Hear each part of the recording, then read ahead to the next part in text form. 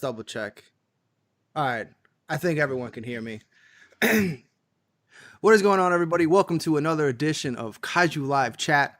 I am joined by the one and only Michael Hamilton. What is going on, man? How are you tonight? I am fan-freaking-tastic, dude. Thank you so much for letting me hop on here. Like, we were just chit-chatting back and forth. I said, I'm just happy to come on and shoot the shit with somebody that likes the same thing I do. Yeah, man. And I think how old are you? I think we're exactly the same age, too. 34. I just turned 34. You're an 86, right? Exactly. Yeah, December 2nd, 86. Cheers. Oh, that's right. That's right. We were supposed to go on last. Then, happy belated. Thank you, sir. Appreciate it. And what do we got there? Even though I know what it is, but what do we got there? Nothing impressive. Just a little bit of Guinness. Just to wind down the day. A little after dinner beverage, but you know. I used to be a hardcore Jack and Coke guy, but I don't know what's happened. Maybe it's the quarantine, but all of a sudden I love rum. So it's all about rum right now. What is going on, everybody? Gordon, Adrian, Jaden, and Joseph, what's up? All right, so if you're not familiar with Mike, he runs. So which came first? Was it the Kaiju? Ooh, we're starting already. Was it the Groupie Podcast or the Weekly Podcast? The Weekly Podcast came first. In fact, I've only been podcasting for a little over a year. Yeah, so I got into when I got reacquainted with the fandom in 2019. Yeah, in 2018, 2019. I started diving into the Facebook groups, and then I found podcasts, and I sent a bunch of questions to the podcast to an up and coming show that was starting at the time, Kaiju Weekly, and they invited me to come on, and I just stuck. So I guess they liked me enough to keep me around. That's awesome.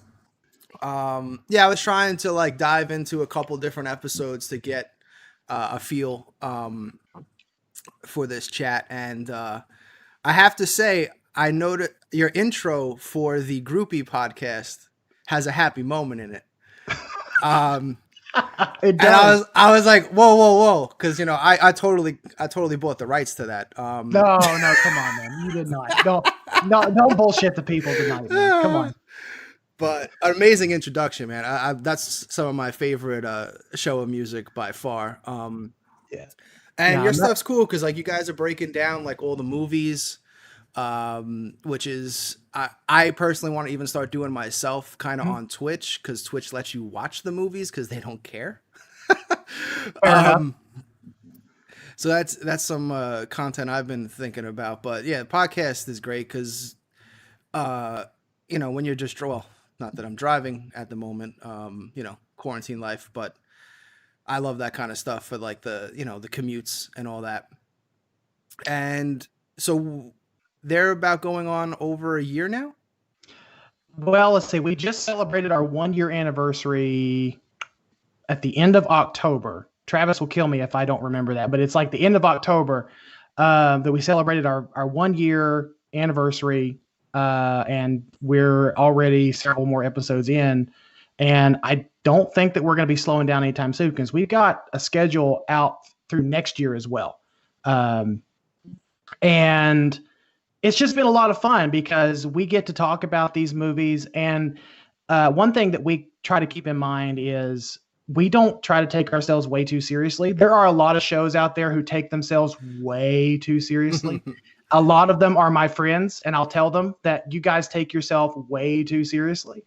And we just like to embrace that silly side, man, of these monster movies because, we just like to have fun with each other. And I think, to our knowledge, we're the only show that actually does a giant monster podcast weekly and also covers the news on top of it. So, it was just a way to talk.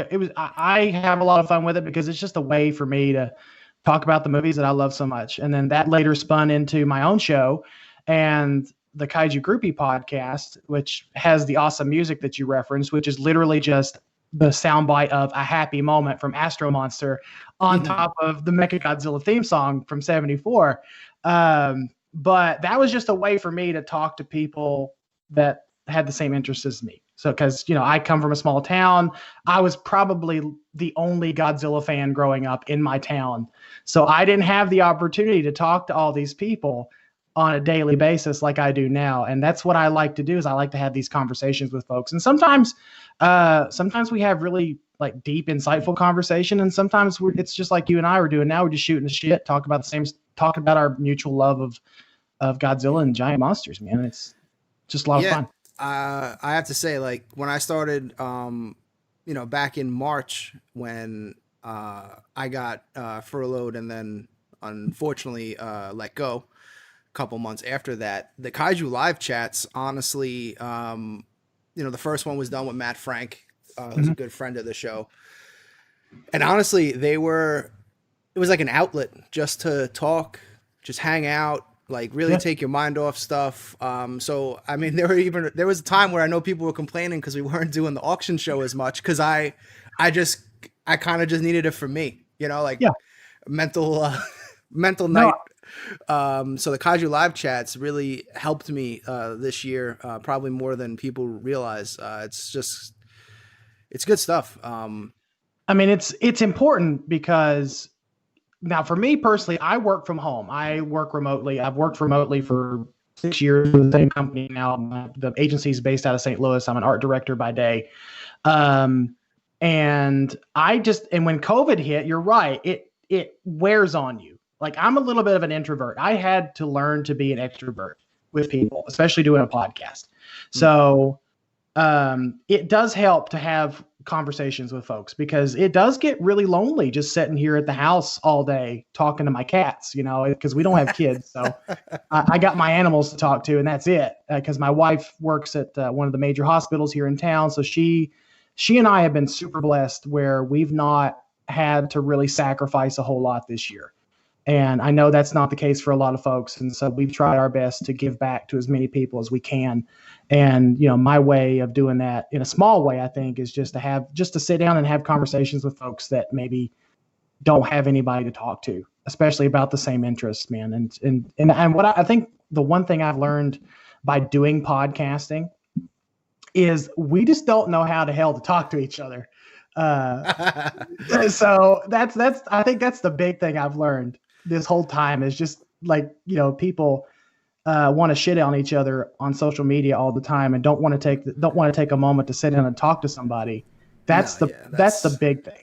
God forbid you find common ground. That's like, God forbid you disagree on some stuff and then agree on other stuff. I mean, come on. It's funny as you get like more popular, like the haters, so to speak, like come out more. Like, I know one of the longest running jokes of Kaiju Live is Dad and I's New York accent, and we basically pronounce almost like 90% of everything wrong. It's just a ongoing joke that we've had for a long time. And now I'm starting to get comments on the YouTube stuff, like it's pronounced Bandai, not Bondi. And I'm like, oh, come on. I'm like, who cares? Like, you know what I'm talking about? Like, it's part of the joke. I still have friends who like to call the Heisei era the Hasai era. They're fellow podcasters. They did, I think, an entire 6 months worth of shows calling it the Hasai era. And then finally someone had to correct them. And they're like, oh, well, we didn't know, because the whole shtick of their show is one is the newbie and one is the hardcore fan. It's the Monsters vs. Men podcast, Eric and Alex. And they're a pretty successful show, and that's their whole shtick. And, they kept calling it the Hasai era. I'm like, why the hell does it matter at this point? We all like the same thing. Why argue over verbiage at this point? Why can't we just enjoy the same thing? Yeah, I say Hasai. Oh, well. But if you were to say Hasai, I would know exactly what you meant and wouldn't be like, dude, it's said this way. Like, you know what I mean? I like you, so I'm not going to judge you too hard. That's all right. We wouldn't be the first. Hey, Kelly, what's up, babe? Kelly's in the chat. Looks like we got my friend Nathan in the chat too. Nathan, what's up, buddy? Yeah, and then David Dopko always basically puts everything in the chat that I pronounce wrong. Like, see, like hi sai right there. He'll do that for us so we can pronounce them correctly. Right. Like, this is great. This is great. So I have fun with it though. It doesn't. It's all part of the charm of Kaiju Live, so to speak. David is a wealth of knowledge, so I think it's good to refer to him anytime you're confused about any little nuance of this fandom, because he would probably know.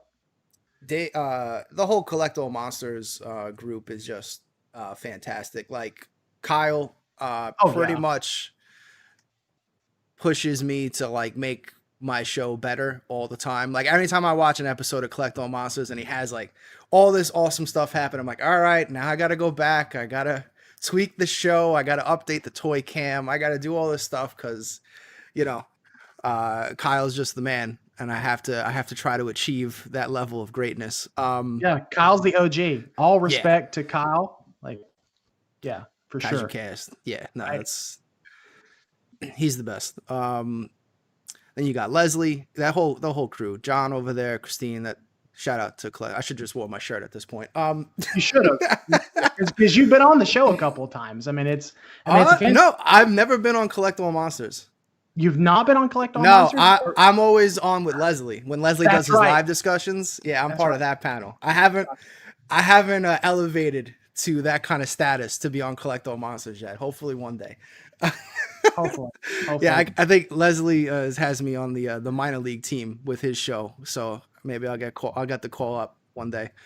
But all right, let's get to the main reason that we're here. Sure. Kaiju Ramen. So this was a Kickstarter. I'm actually going to drop the link to the Kickstarter in the chat for anyone that really wants to see what's up with it. But go ahead, man, take it away, as this is your new project coming out. And personally, I'm super excited. So the floor is yours. I don't even know where to start, because I think you and I were talking before we got on cast here. And so I can't take full credit for the project. And I know my co-host is listening, Travis. So I cannot take full credit for the project as much as I want to. But no, it started out as a brainchild of my good friend Travis at Kaiju Weekly.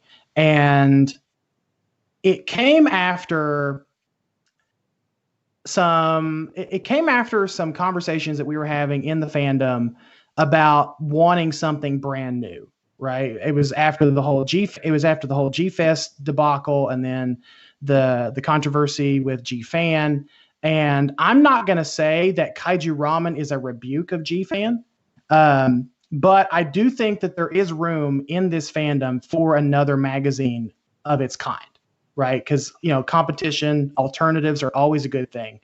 To be fully transparent, I'm still a subscriber to G-Fan. I still enjoy reading G-Fan. And honestly, we've taken some inspiration. There we go. There's the word, from G-Fan, in terms of just sort of how we structure the articles. But the caveat with it is we want to pull in as many from the actual fan base as we can. Like some of our friends, some of the people that we've met along this journey with podcasting and whatnot. I mean, we've got a list of great writers and artists that are helping us out with this first issue. Danny DeManna at the Godzilla Novelization Project, he wrote a short story for the magazine for issue 1. And then we've got our good friend Sam Perrin, who is literally I think, Sam, forgive me if you're going to listen to this. He is an ecologist. If I'm screwing up his job, I'm sorry. But he's going to be writing an article about the biology of Anguirus, which will be super interesting to publish in the magazine. And, we've partnered up with some really great artists too. Sean McGinnis from Neo Monster Island. If anyone's heard of him, he's the one who did the cover art for us. Yeah. So Lisa Napziger, who's a fantastic illustrator in this fandom. She's going to be contributing some of her artwork that's part of the Kickstarter. Tanner Wright, I hope I'm saying his last name correctly. He's going to be contributing. I think he designed a poster for us. It's going to be part of the Kickstarter package that we're going to be giving folks once this thing drops. And we've got other people that are going to contribute. And one of the things that I'm most looking forward to as sort of where I'm an art director by day is we did steal a little bit of something from G-Fest where we're calling it Artist Alley. And what that's going to do is we're going to take an artist in this fandom that we really admire, like someone like a John Ruffin or I think, and so I'll just say it now.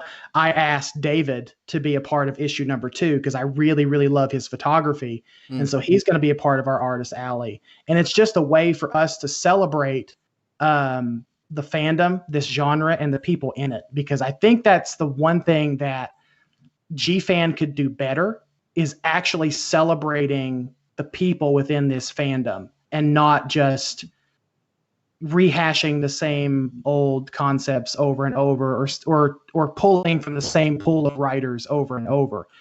We really want to make this accessible to anyone who wants to contribute to it. So yeah, that's pretty much it. I'm excited for the project. Honestly, I did not expect us to get funding this quick. I think Travis and I mapped out a certain amount that we needed to fund the entire year, and we're almost there at this point. Like, I was going to say, didn't it like took 3 days for it to get fully backed for where you 3 needed days? It to be? Yeah, 3 days. And we were surprised and honored at the same time because we didn't know that people wanted something like this badly.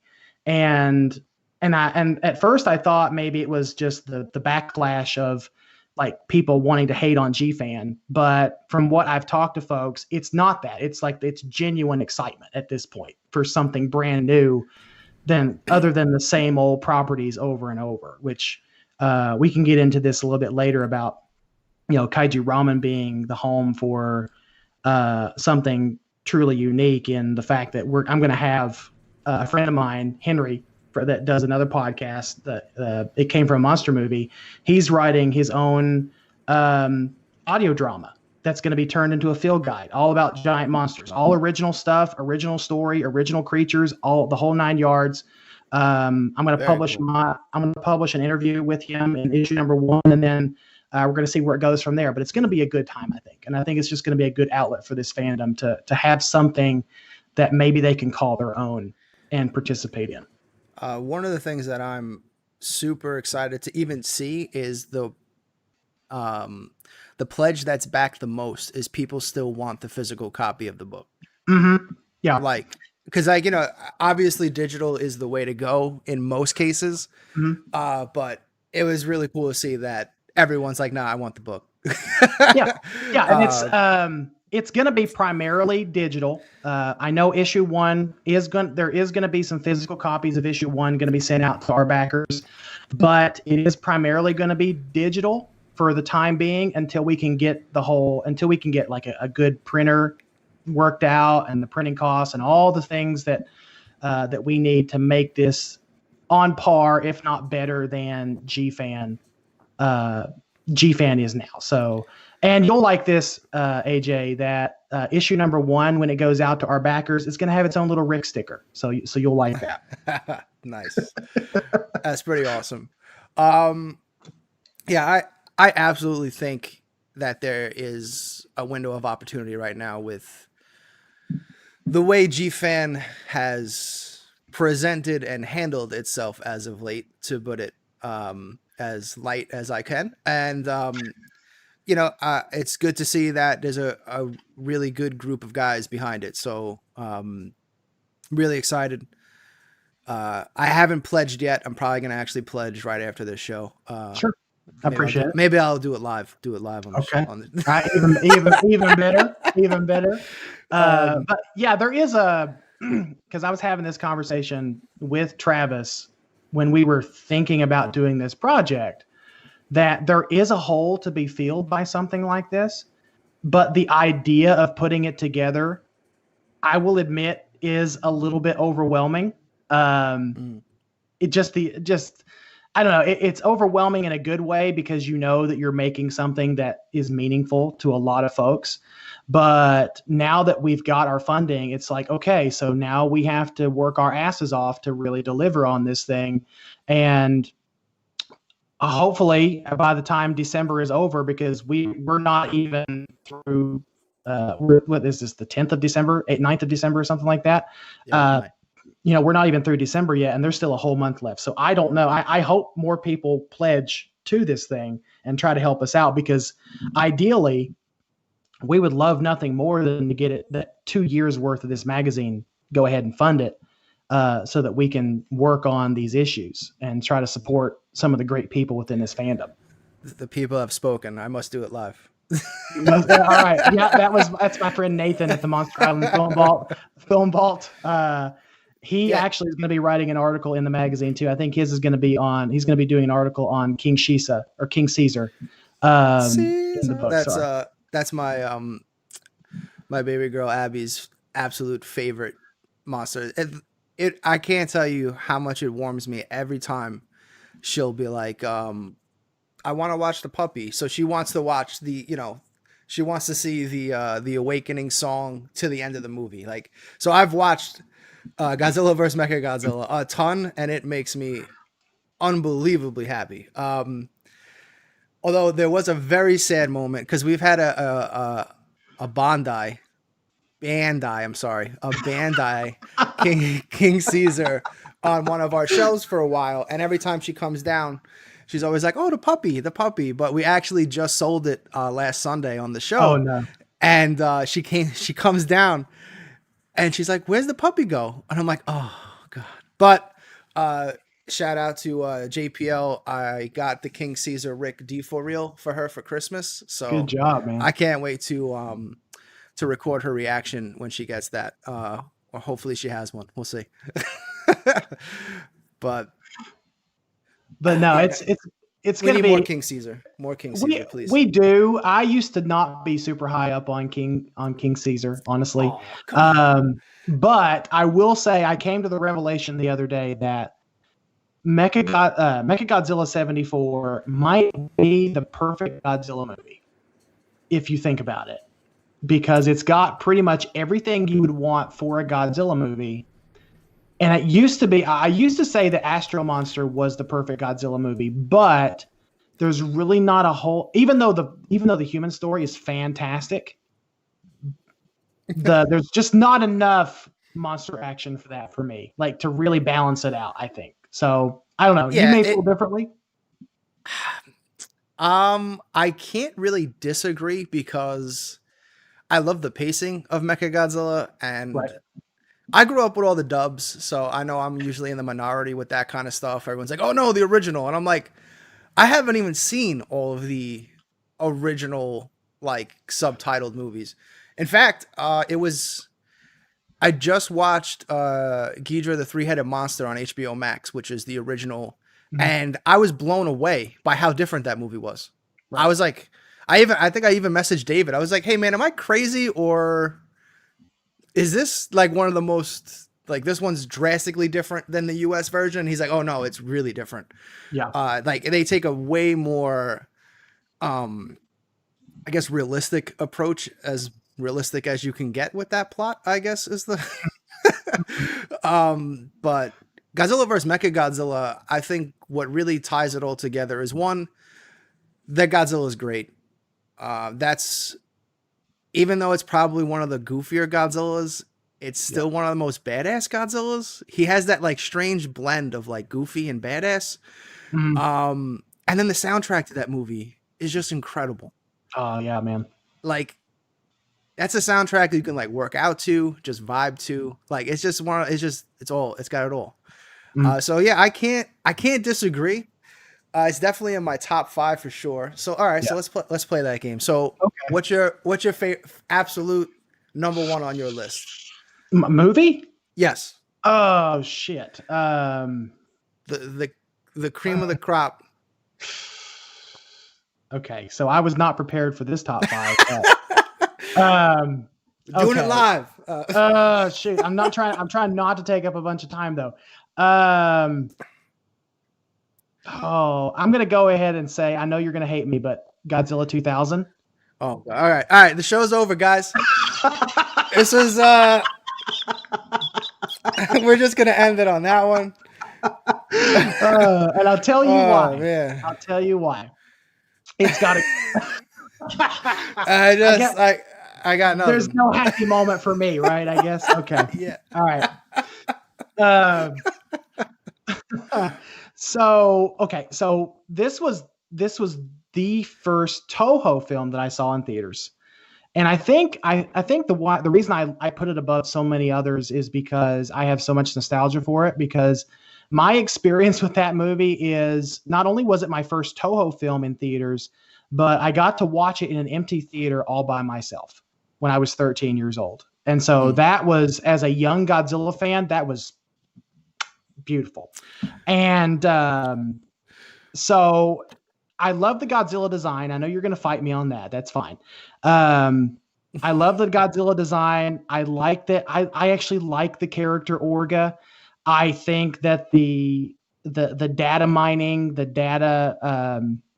Y2K into the world theme in that movie is done better in that one than in some other films. And the pacing is good. And I will say this, that the American version of Godzilla 2000 is better than the actual Toho Japanese version. That's the one I like. Yeah.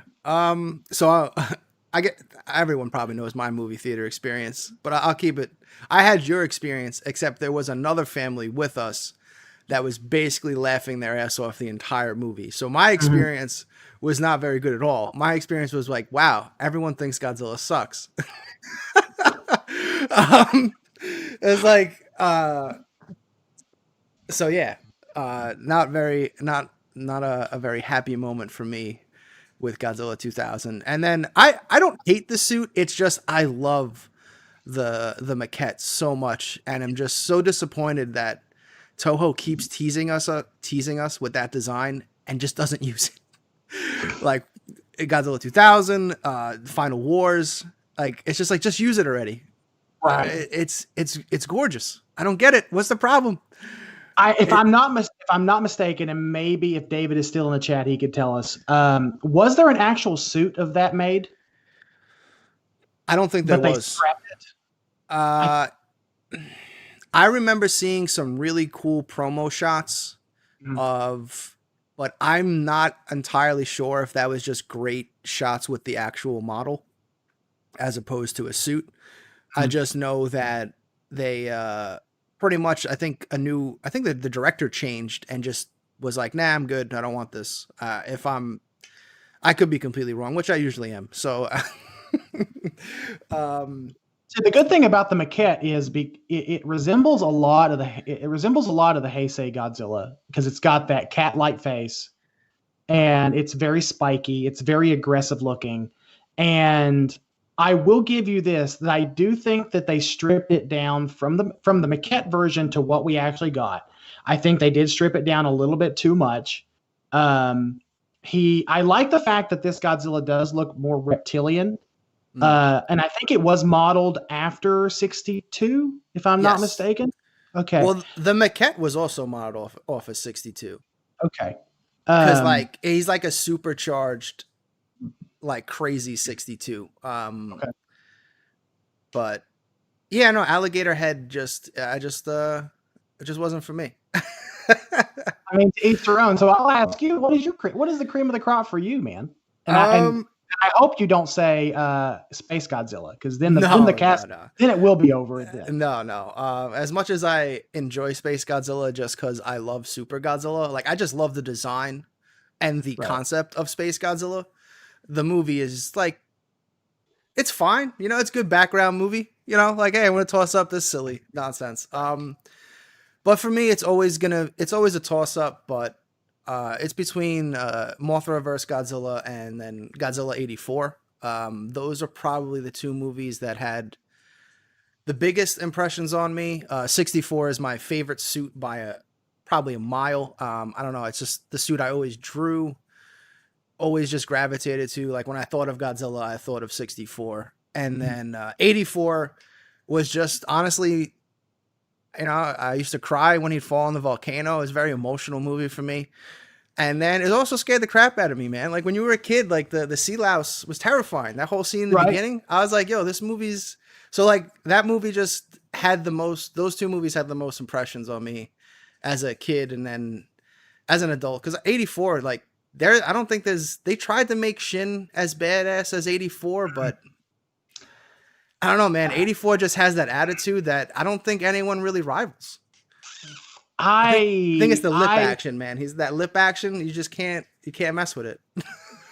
I will agree that I love 84. We just reviewed 84 on Kaiju Weekly, and I love that movie each and every time I watch it. I like it more than Shin. I'll be honest with you, because although I like the design of Shin is just a slog to get through.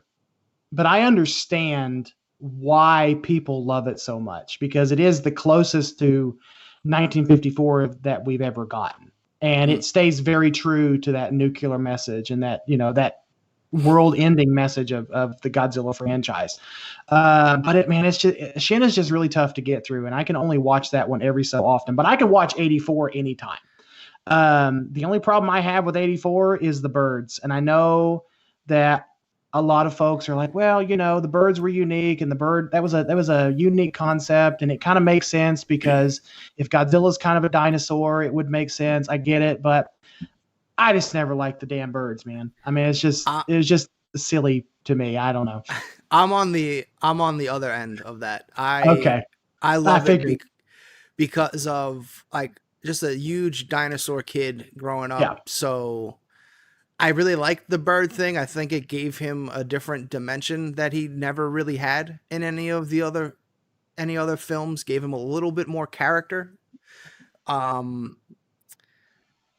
I mean, I was kind of shocked because like they, it's the same Godzilla in Biollante. He comes out of the volcano and they just never touch upon that again. They're like, nah. They're like, what is this bird nonsense? I ain't doing any of that bird stuff. And you figure they would, especially with like Jurassic Park's popularity and all that stuff like happening. As when we got to like the middle of the Heisei series, I guess, you'd figure they'd want to capitalize on some more birds are dinosaurs.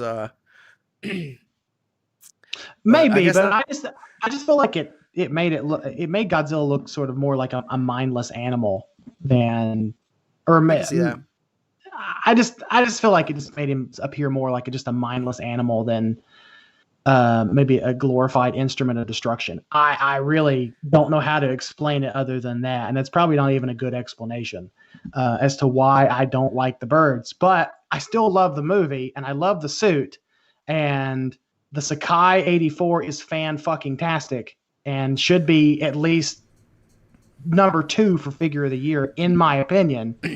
But that's just me. All right, well, let's segue right into it then. So what do we got? You got what are your top 5 figures of the year that you own? That I own. Okay, so I have sold a few because I went on a crazy buying streak. All right, well, that you've obtained and have held this year. Okay. Well, I wrote them down and it was really tough. So number 5, and really number 5 is not even a knock against this figure, but it's the 64 Ghidorah that you see in the corner up there. The gold 25 centimeter. I would get him down, but one of the wings are apparently kind of loose. They're not broken, but they're just loose for some reason. And I don't want to mess with him. Don't blame me. But I searched high and low for that thing, and I overpaid slightly, but it was one of those figures that I said, I'm going to get that in 2020. That was my goal, was to get a Ghidorah, because I love King Ghidorah, or King Ghidorah for Showa. I say Ghidorah. It's fun. I know. I try to say it the way it was pronounced in the actual Showa era, but I screw it up just like everybody else. So anyway, King Ghidorah, 1964, the 25 centimeter. Although the blue Rick, the Frenchie Ghidorah, is pretty fantastic too. And I wish I could get my hands on him, but he's pretty hard to come by these days. Mm-hmm. All right, so that's 5. What else we got? Oh, so we're not taking turns. Okay. Oh, well, all right. We want okay. All right. So I'll do my top 5 here because we're doing on the 20th. We're doing like a Kaiju Live year in review. Okay. And we're kind of taking a shout out to Sal over at Ultrazilla for bringing this up. Marvel Hasbro did this on their toy show, and I kind of wanted to give it a shot with Godzilla, with having some guests on. We're gonna do it like fantasy style draft, where you can't have like no one can have the same team. So it's like if you had first pick and you were like gigantic Mechagodzilla, like now he's off the board. So like now it brings in more figures into the discussion, so everyone can build their top 5 like that. All right, so I'll just do a straight up top 5 then with no rules. Sure. Go for it. I'm gonna have to. All right, I'll start. We're going in particular order. Like start with 5. What's 5? Who's the bottom for you right now? Is there a Godzilla 2000 that was released this year? No, just kidding. That was only if you count the Real Masters collection, the maquette version from Final Goji. Only if you count that one. Yeah. And no one's gotten that yet, right? That's still in shipping? I don't know of anybody who's got it. I've seen Twitter photos of him in hand, but I don't know if it's just people in the production line that are able to snap photos of it. I don't know of anyone who actually has him in hand yet. I'm gonna have to go, man. Like I have my top 2. I'm trying to think of who are the other 3. Because unfortunately, because of all the COVID stuff, and I've definitely cut back this year in terms of purchasing, and a lot of the stuff is all coming out next year. Right. So I'm trying to even figure out what actually got released this year that I obtained. All right, I'm just gonna go number 1. Number 1 for me is gigantic Mechagodzilla. Don't want to sit here. I'll think about it while. That figure is just. I know if you haven't checked out the review that I did of it, I ate some crow because for whatever reason, X Plus refused to talk about its articulation when pre-orders were up, and they took no pictures of it like in a non-static pose. So, I was pretty bummed because, for me, a robot or a mecha or whatever you want to call it, like any of those figures have always had some kind of articulation because, again, it's a robot. I don't know. Right. Like, it just makes sense. It just, it's got a little bit. So the fact that it had articulation, which, again, whatever reason, they did not want to tell you up front. And I don't know why. And then the paint app is unbelievable. And then some of the dynamic poses that you can get with it are just straight out of the movie. So it's not just the cave scene that they basically showed off. And then plus gigantic. So, it's eye catching.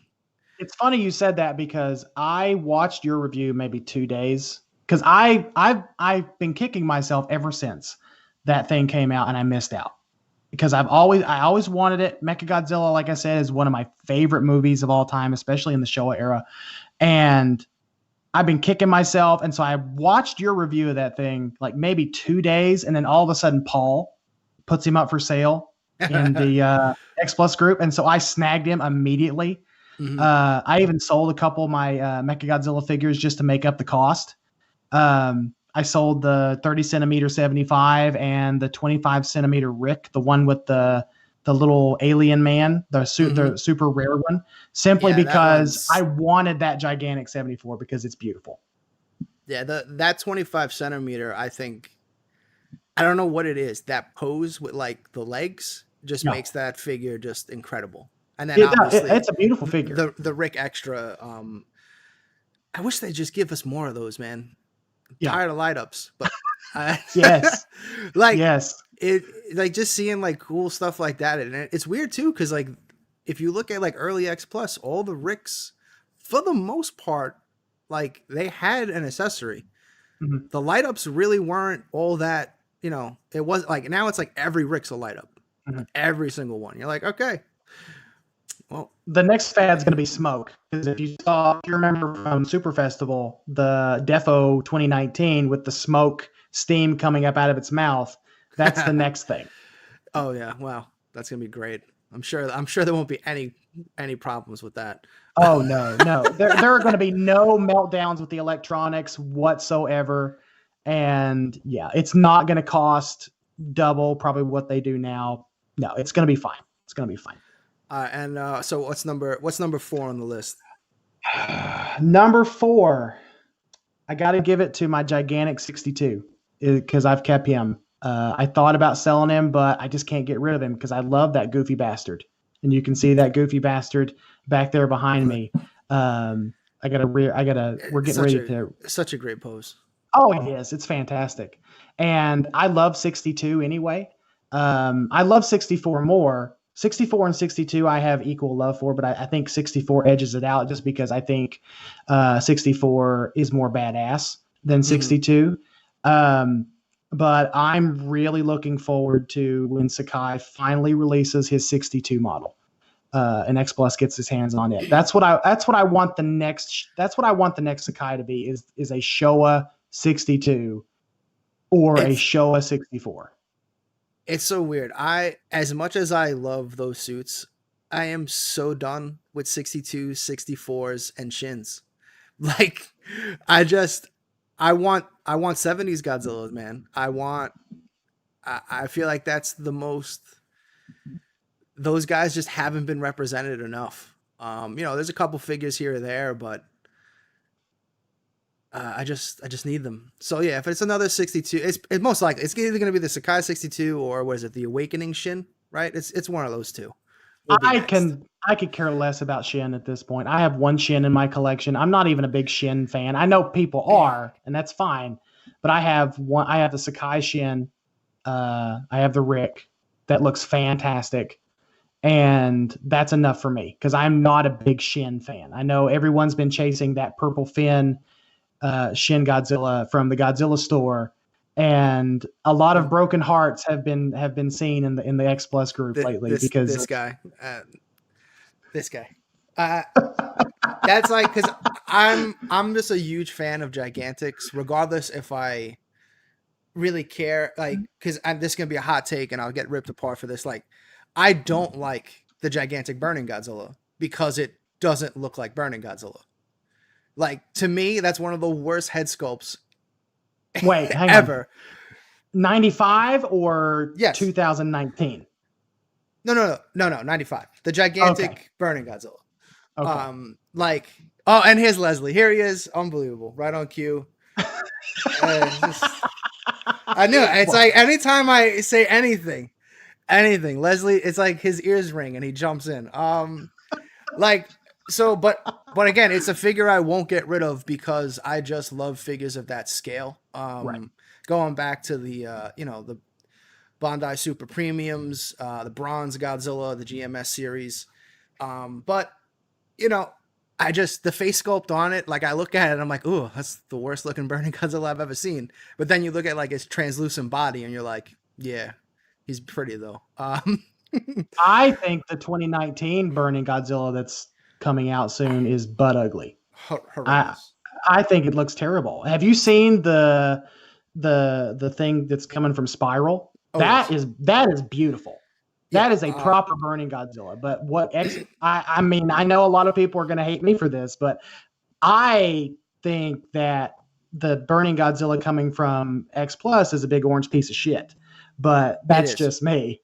No, I 100% agree.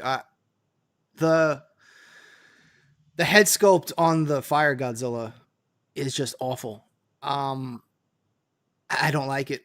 I don't like it at all. And then the paint app, they really haven't showed you that it has that great translucent paint app that like the Sakai Rick for the 95 Burning Godzilla, or even the D4 Real Burning that just came out. So I passed on that immediately because I'm waiting patiently to see what Spiral does. And I know I can't reveal anything because I'd get in trouble, but With Spiral, I don't know. I can't say that either. Let's just skip that. Let's just skip. Okay, so I can kind of read in between the lines, and I don't want.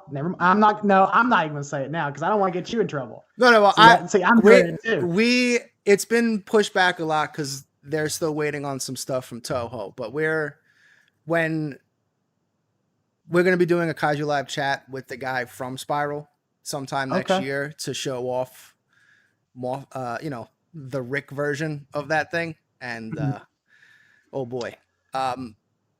Let me ask you, just out of curiosity, this is sort of a rabbit trail because we don't know any pricing information on that thing. Do you think, in your opinion, that he's going to be as expensive or more expensive than the Ghidorah that came out last year or this year? What was the Ghidorah? Wasn't it like 17 or something like that? I think so. 1700. Yeah. I think it's going to probably be, at least for the Rick version, which, they showed that teaser of, the wings, for the whole Fire Mothra Pulse or whatever. Right. So I know another thing too is like, the other thing with their figures too is it comes with a base, and that base is gonna be resin most likely. Oh yeah. So like, I expect it to also be in that same range as that King Ghidorah, but they are doing, like, they released that whole picture lineup of just the regular Fire Godzilla, the translucent one. They just did a whole photo shoot. I think, was it like a week and a half ago? A couple weeks ago, I think. And I'm pretty sure that one's going to be more in the range of affordability. Well, more in the range of like going after X Plus in terms of the gigantic series. So I would expect it to be a little bit more, but not, because I don't think that one is coming with a base and all that stuff. So I think you're just getting the Godzilla. But they're doing things a little bit differently because, from speaking with them, they really pride themselves in like that extra detail that the poly resin can bring. And I think a lot of people don't realize, because when they hear resin, everyone gets terrified, and rightfully so. I mean, all resin pieces, if you are an Xbox, you might as well call it Xbox at this point. If you are an X Plus collector, all the way from the beginning when they basically first started out with resin pieces, right, the nightmares that can happen with that. But like what Spiral is doing it's actually very similar to, did you see what X Plus just released with The Awakening, the Godzilla 2000? I'm sorry, the Final Wars poster? Yes.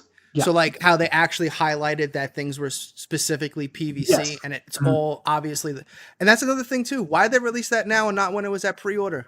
I would have bought it if I knew half of it's PVC. It's my favorite. It's my favorite Godzilla. Probably because they didn't expect people to be so on the fence about it.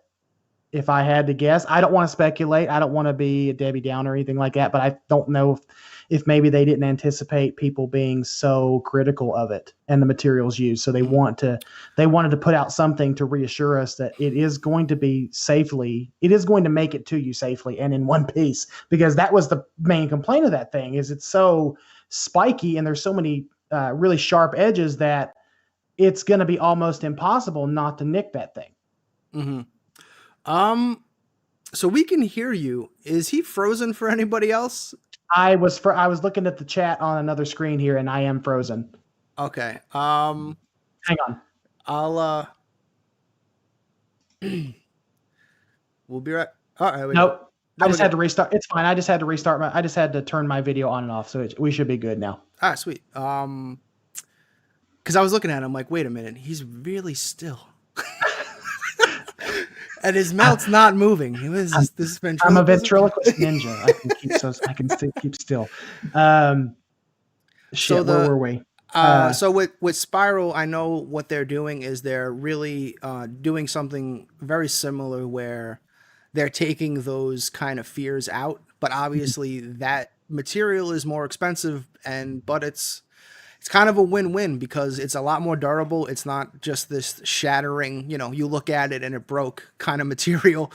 And then on top of that, it, you get the finer details out of that kind of stuff, which, Yeah. not saying X Plus isn't detailed. I mean, that would be ridiculous to say, but Right. you know what I mean? No, I plan on, once final pricing is revealed, I'm very much going to consider getting one, because although I love King of the Monsters is a fantastic movie, love it or hate it for all of its flaws. And I really do love the burning Godzilla in that movie.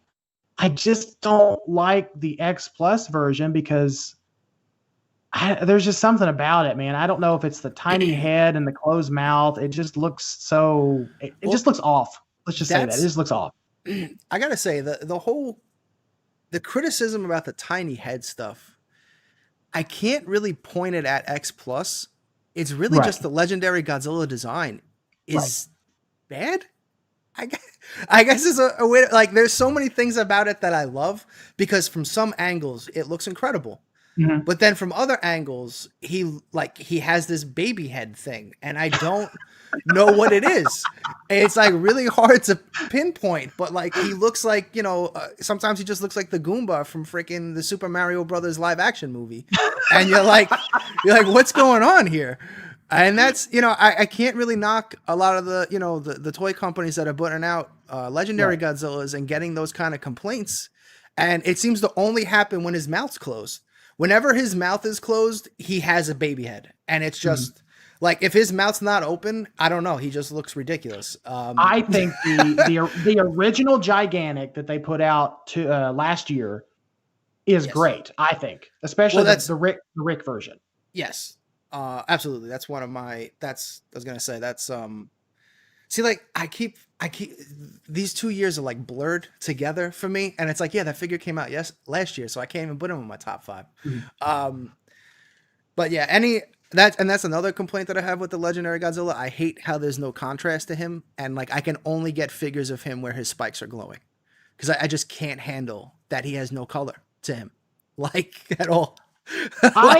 So I got the standard, the 25 centimeter standard, and I love the figure. That paint app's amazing, right?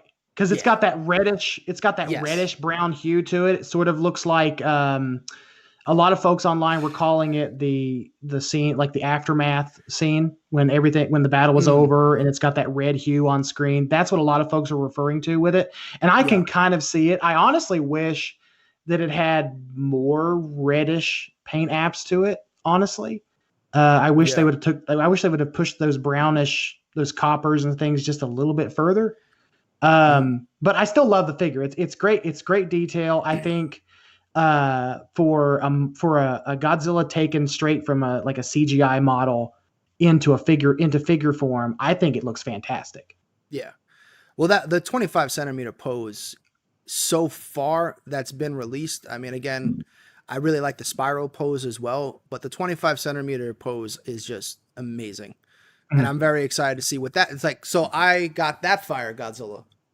Like I skipped the Blue Rick because I kind of had a feeling that was coming. Right. So, but I think that's also coming next year too. But I just love that pose. That pose is like, it gives you the power of what legendary Godzilla is. I may wait. See, I was on the fence about getting the standard and then the bluefin, the Rick, and I may go Rick. I most likely will go Rick when 2020 Godzilla, when they make a 2020 Godzilla for Godzilla versus Kong, which is another cluster that we can talk about later if you want, but absolutely. But yeah, I plan on getting that guy when the 2020 Godzilla rolls around, 2021 Godzilla, whatever you want to say. So that's probably what I'll do. I just like the standard more just because I like that different paint app. Because I was at the time when I purchased them, I was drowning in a sea of charcoal gray and beige on white. I feel like a lot of X Plus collectors are getting to that level. It's like, because like I used to never be into like the stylized Sofubi stuff ever. That was always my dad's thing. My dad was always, I'm inching that way, but and it's taken a while. now I'm way more interested to see what's coming out on that side of the table. But and the unfortunate thing there is really there's only two manufacturers that are still making new sculpts, and it's Marathon and M1. You know, everything else is basically either the bazillionth variant of a figure that's been out for 40 years, or So we need the 150th paint application of the Desugoji. Is that what you're saying we need? I mean, I kind of don't even count that market in with like Godzilla collecting, because like that, you're either into that or you're not into that. Like that's just like a separate, like I can't knock it because like I know if James is watching, you know, I agree with his take on it, where it's like those figures are considered art to people. Like they're not considered like toys like at all. Oh, I know. Those are just works of art, and those prices command that. And it is what it is. You're either into it or you're not. So like I'm fortunate enough to have a couple Desugojis. Obviously I don't have 800 of them, but I have, you know, I think we have, looking over there, we got the original giant Marmot glitter, which is incredible. One of the glow in the darks, another translucent, and then this is a super hot take. I like the howling burning Godzilla more than the closed mouth, which if any Sofa Beat people watch it, they might just unsubscribe to the channel. I know that's like a blasphemous take. But we have a howler, as they call it. But you know, I mean, that's just the figure that, yeah, it is what it is. People just that, and like the Miro Goji is also kind of, it's not on the level of the Desu Goji, but it's the 1B, so to speak. Yeah. It's right under it. Because they're just perfect sculpts. I mean, there seems to be two Miro Gojis. There's one in particular. There's two Miro Gojis that people really go after, and I looked, and I've wanted one, but I'm not super into Safube yet to really invest that kind of money into it. Yeah. Right. But I have wanted the I think it's the one from Mechagodzilla, the one where he's more upright and roaring. That's the sculpt I like. Yeah. For whatever reason, people don't really like, in terms of popularity, like the one that you always see the variants of a lot is the other one with, he's like kind of angled with the closed mouth. But I like them both. I think they're both really cool. But yeah, man, I don't know. I kind of just toss some of those things up to like the side, because US collectors don't really like that kind of stuff. I feel like that's, if you were to give it a percentage of like what US collectors chase, I feel like Godzilla art form is not high on the list. I think that's more of an international kind of thing. Think so. Yeah. Cause like I collect like everything. Well, let me rephrase. I used to collect everything. You know, then the real world happens and you can't do that anymore. But I used you get married, you have kids, you have a mortgage. I mean, life, and then COVID happens, and you got to sell some stuff to pay off a doctor bill or two. I mean, stuff happens, man. I mean, it's an expensive hobby, but it's a fun hobby. Go ahead. Go ahead. I'm sorry.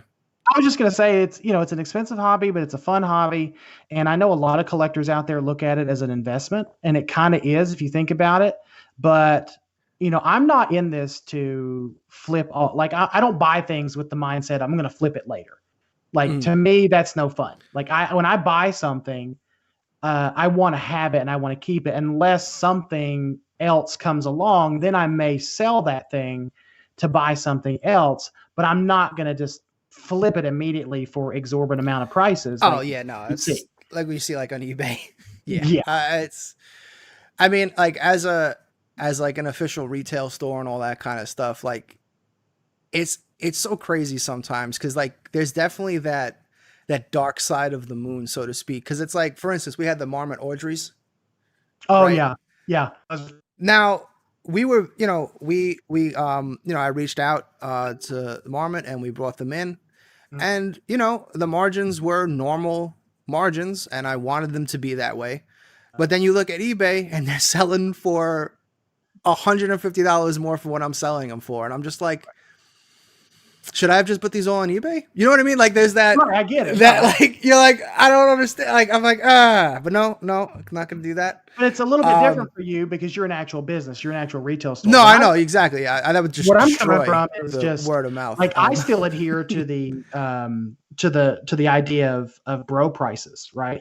If I decide to sell something, I'm going to do my best to pass it along to somebody at a pretty reasonable amount, right? I'm not going to undersell myself. I'm not going to jack it up 3 times its value unless it's like super rare.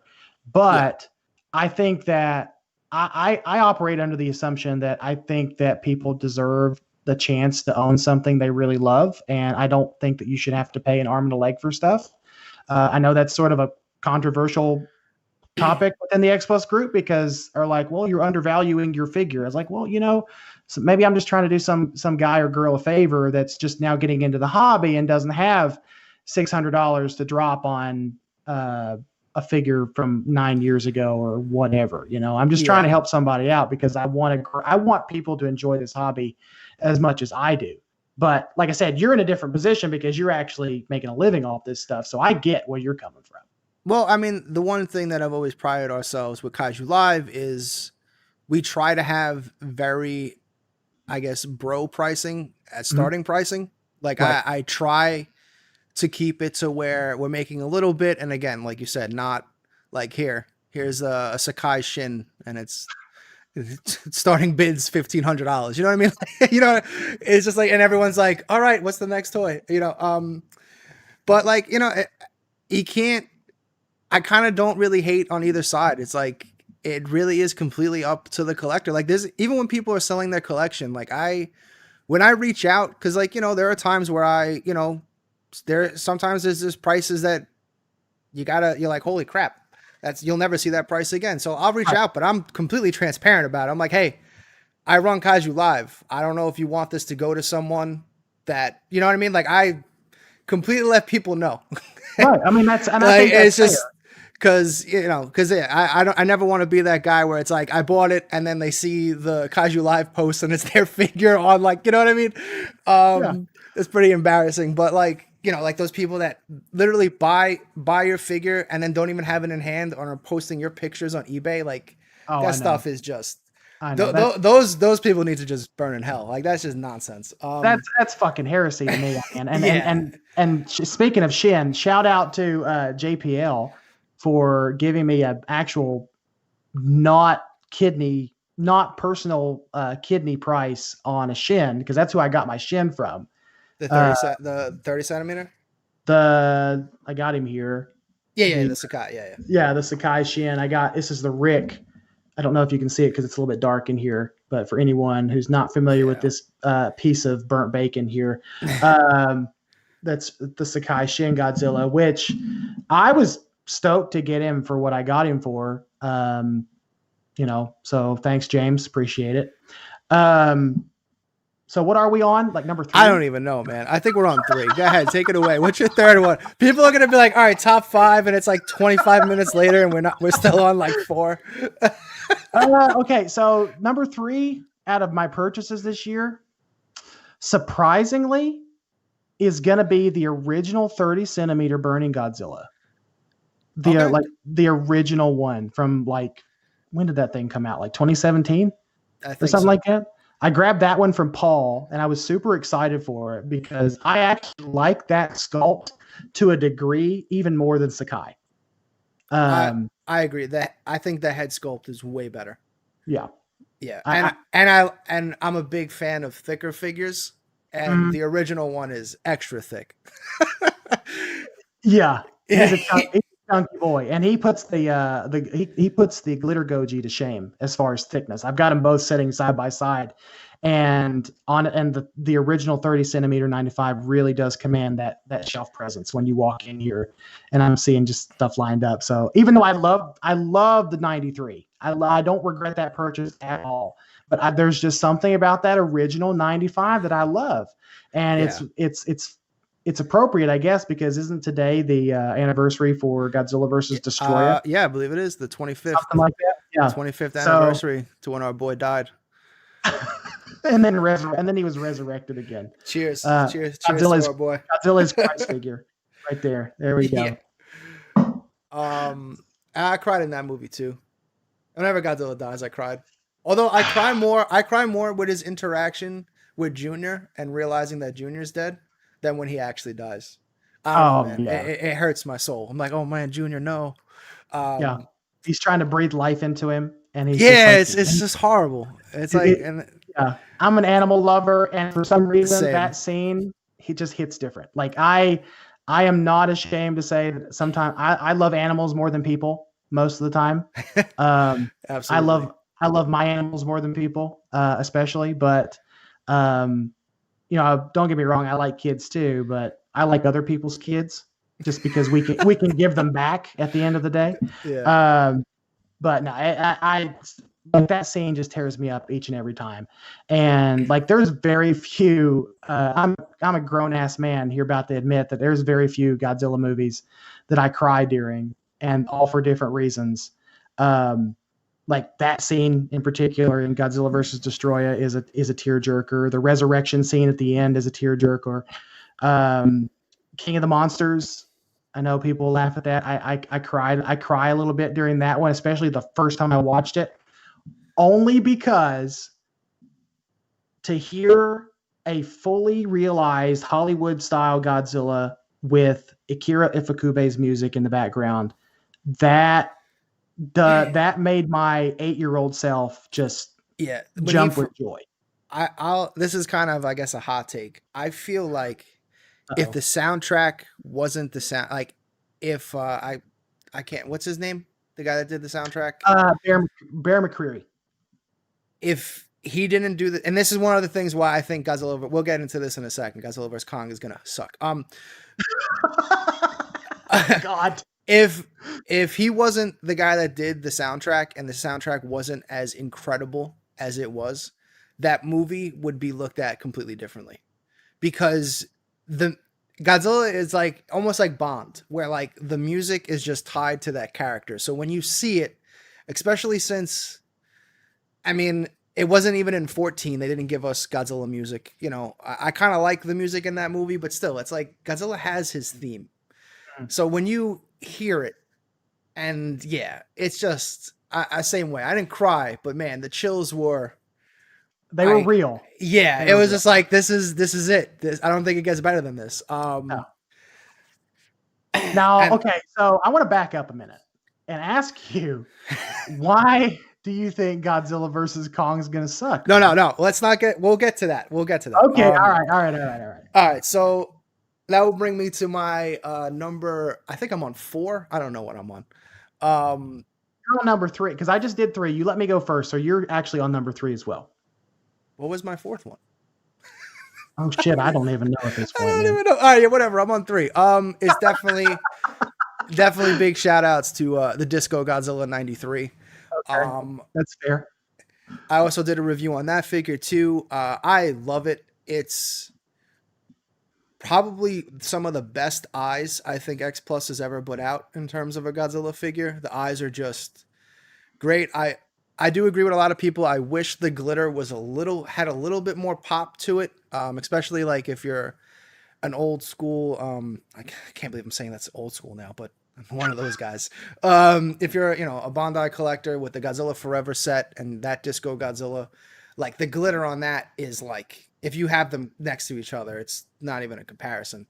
But that's one of my favorite Heisei movies is Godzilla vs. Mechagodzilla 2. That's some of my favorite music. And then I just love the whole concept of, again, bringing more dinosaur like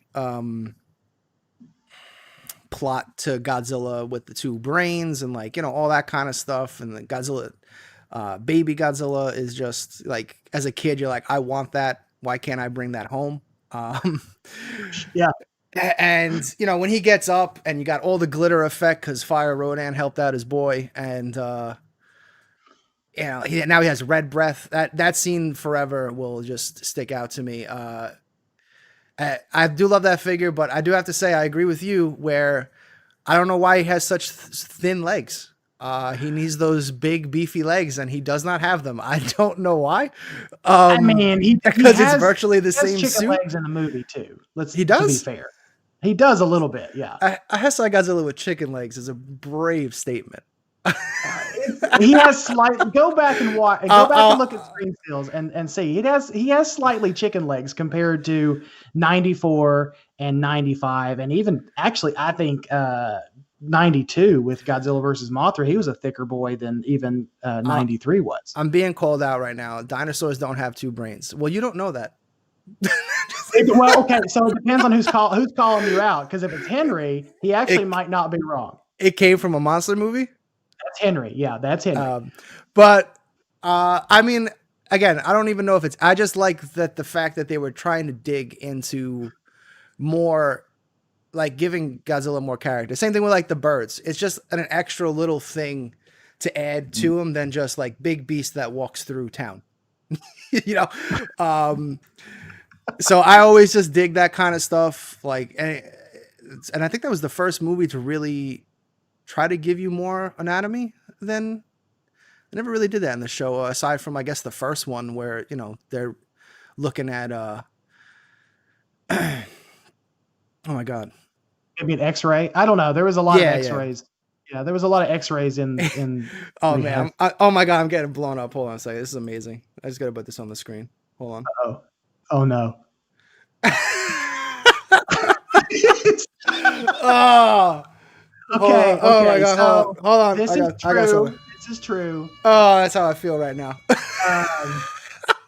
Henry is Henry has worked as a paleontologist before. This is true, and he is probably the most obsessed with dinosaurs I have. He's a grown ass man, and he is more obsessed with dinosaurs than my nephew is. I'm sorry. I bow out. No, he's a good dude. I love him. But no, it's yeah, I love Mechagodzilla too. It gets some hate because a lot of folks want to call that movie boring, and I see why, because the battle scene does drag on for a long time, but there's a story being told there. But it's a good battle, though. It is a good battle. That's what I'm saying. That's what I mean. Out of all the things that Godzilla fans can hate on, it's like now we're complaining about a good long battle. It's like you just can't win. You just can't win. Godzilla fans are fickle, man. It's crazy. It is crazy because like the one thing that I have learned about being involved in this fandom for like almost 2 years now, like really involved, is I've learned that people are fucking nuts, dude. I mean, it's just it is what it is. Just like people are so fickle. You can't win for losing with some of these folks, and it's great to have opinions. Don't get me wrong. I have my own biases and opinions for sure, but people are interesting. I'll leave it there. People are interesting. There we go. I'll try to be kind and diplomatic. So people are interesting. So what is your number 2? I got to give it to 84, the Sakai 84, because it was tough to make that decision because I also purchased the Sakai 2002 this year as well. I have, I think, 9 Sakais in my collection. My goal this year was to try to go after every release of a Sakai in the last however many releases there are. I think there are, if you count the Gigantics, there's 15 releases for a Sakai. If you count the 2000, or if you count the 91 variant and the 89 variant, there's 15 or so at this point. Something like that, yeah. So the 84, and the reason why that one won out is because of the paint application on the dorsal spines, like the blue paint application. I got the standard. I didn't go light up for that because I'm like you. I was sick of light ups. Like they just did not intrigue me. And I was so happy when I found out that the standard was going to have baby blue dorsal plates. I thought that was the dopest thing I'd seen in a while. My number 2 is going to be the same. Okay. because that figure is majestic, I guess is the best way I can put it. I went Rick, and I only went Rick again because X Plus doesn't like to like give you all the details up front. And there has been light ups in the past where they do like some of their light ups aren't just a straight up like it lights up. Like the D4 Real Shin, like it actually lit up down the spines into the tail. Like so they've done some kind of cool stuff like that. So I was like, well, maybe they might do the light up where his fins flicker like he has the reactor in his hand. Right. So I was kind of hoping for that. I'm really hoping that they do that on the D4 Real coming up, where he is holding the reactor. I mean, please, X Plus, if you're somehow watching this show, please just make his fins light up like in the movie. So and again, 84 is one of my favorite suits, one of my favorite movies. The sculpt is incredible. I really have nothing negative to say other than I wish it came with a Super X or he came with the reactor. That's it. Like when I took him out of the box, I was blown away. I really was blown away because and what made it even sweeter was I waited like everybody else waited a long ass time for that thing to come because that figure was being released when everything was happening, really happening with COVID, like around March, I think, something like that, March, April. So shipping was ridiculous. I was lucky enough to make it within the window. So mine sat in Japan for maybe 3 weeks and then finally made it to the United States. But I know people now that have still not gotten theirs, and it's months later. That's crazy. That is ridiculous. And like I think you and I were talking privately the other day about some shipping issues with some stuff that I had ordered, and unfortunately, I was really hoping to have my gigantic Mecha G today because it was shipped. Paul shipped it out pretty quickly. I mean, he was pretty. As soon as I paid the invoice, he was out the door pretty much. But he's unfortunately stuck in Oregon right now and just not shipping, which I kind of expected because of Christmas and everything going on. Same with I ordered a train biter off of you won't be disappointed. JPL. Train biter is fantastic as well. Which one did you get? The standard is what he had. Standard is what he had, so I jumped on it. It was fantastic price. I think it was I have the standard as well, and I always get tempted by that bronze one with the base. Cody has the bronze every time because again, if you're old school, the original bronze Godzilla is one of like the holy grails of Bandai collecting. So like whenever I see a bronze figure, I'm like, kind of need that. So every time I see that one, I'm always tempted, but I really don't want to. I've tried because looking around, there's not much more space, especially now that my basement is like half my collection, half Kaiju Live inventory. It's getting a little hectic. I'm glad you said that because I do have a random question I thought about, and actually this is something I thought about the last time I was on a Kaiju Live with you guys and I was watching the show, and I'm thinking, has he ever accidentally shipped something out of his own personal collection because he's just got so much? Okay. Never. I'm just curious. Okay. No. Because I can see where that would happen.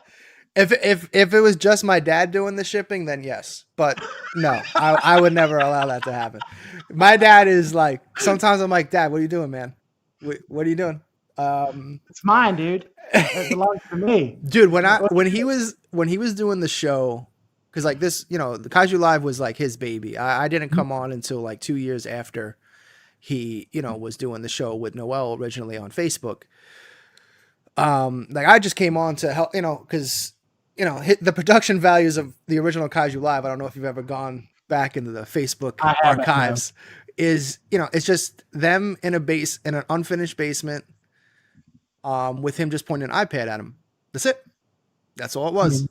And I was like, I used to do video game tournaments, and I'm a tech nerd, so to speak. So like, I'm used to doing game streams and like all that stuff. So I was like, I could, up the production and make this look like a QVC kind of thing. So I originally had no intention of ever being on the show. I wanted to be like the Jamie of like the Joe Rogan show, where I'm just like off to the side, like just producing the show, and like every now and then, like, Just yeah, heckling that your dad figure's every now and awesome. then. Yeah, like that's all I wanted to be. But then, it ended up not being that, and then I ended up, really getting engulfed in this fandom again and realizing how much I missed it, because I had dipped out of Godzilla collecting for a couple years, because originally, we really were just Bandai collectors. X Plus wasn't. They were just starting to do like the vinyl figures at this point, and we were trying to like. I was a completionist, where it's like gotta catch them all. Gotta have them all, and you just Bandai basically made that impossible, because they kept releasing that 6-inch line Mhm. in different, and I was like, I'm done. I don't want to collect these anymore. This is like the 7th release of this line. Right.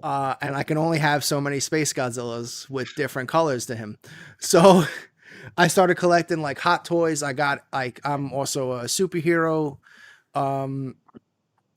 freak. I love sci-fi stuff. So I was collecting like RoboCop, Alien, Predator, like Hot Toys, all that kind of stuff. I got into some sideshow statues, the premium format stuff.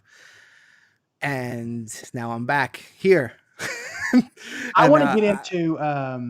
I really want to get into the Jurassic Park line. Some of the Oh stuff at my Sideshow. God. I know. Dude, the one where I think Prime 1 makes it, where it's like the last money shot of Jurassic Park 1, Yeah. where it's the T-Rex with the banner. It even has the banner coming down. Yeah. It's like, I've almost been like, shut up and take my money, because it's just, It's like God. It's like $800 or something like that online, I think, on Sideshow. But it is gorgeous. Like they have some gorgeous things. And as a big dinosaur nerd, like I grew up with Jurassic Park, Lost World, all that good stuff. Like that was my thing. Ray Harryhausen, all dinosaur movies from Ray Harryhausen, and God bless Star Ace and X Plus for all the Harryhausen stuff that they've been putting out. Like the Beast from 20,000 Fathoms has my name written all over it. Well, you can pre-order it at Kaiju Live. Shameless plug. Okay. We've been bringing in all like the, especially all the Star Ace stuff, because it's available. But yeah, I agree, man. I'm actually more excited about the Ray Harryhausen line than really anything Godzilla related in the next upcoming months. Like I got my 30 centimeter Megalon. I'm good, I think. I ordered the Megalon. I've avoided the Defo Reel line like the plague, because that is a line that I don't know if I want to get into. Yeah, that's just not for me. I get it for Abby. Like I ordered the Sarazawa. I ordered that one to go along with the gigantic 54 that's going to be coming next year, because I do plan on grabbing that one. I ordered the Megalon. I have the FSL Rodan coming. Same. Those are my last 2 pre-orders. Other than just random stuff that I buy from other collectors, I don't have a whole lot of pre-orders out. I think back in April or May, I think maybe 8 pre-orders out at one time, because I was constantly buying things from Jason Willing, an awesome collector, and just putting things on payment plans or whatever I could find, or whatever. And I quickly learned that was not always feasible. Especially when times got a little tighter toward the middle of the year, when the hospital slowed down where my wife worked, work was kind of slowing down where I'm at, and just it got a little difficult. So I had to put the brakes on. But there has been one rule that I've tried to stick to this year, is just buy what I'm in love with, and keep what I'm in love with, and if I'm not in love with it, pass it on to somebody else. Yeah, does it spark joy? Does it spark joy? Yeah. So my number one, just speaking of that, my number one purchase for this year has to be the 1954 Rick, the Sakai. The technical name of the suit escapes me for some reason, but from Gojira 1954, the Rick with the light up dorsal plates, that was my giddy moment when I got him in the mail. And shout out to Brian Glazer from the X Plus group. I don't know if he's still there or not. He was selling off a bunch of his collection early this year, and I jumped all over that Sakai 54. And I see him be requested. Like you see those posts in the X Plus group, in search of Sakai 54. And I'm like, and you get that feeling. You're like, I got one. I've had a chance to get him a couple times, and the only reason I've passed on it is I have the original 54 with the Oxygen Destroyer release in 30 centimeter, and I have the gigantic Sakai. So I'm like, do I need another? And especially since the price point is relatively high, I haven't been able to find it in myself to justify adding another 54 to the lineup. Although I know it's the best one. I can't deny it. I do love my gigantic. I'll tell you how much I paid. I paid $350 for it. Why? Why would you tell me that?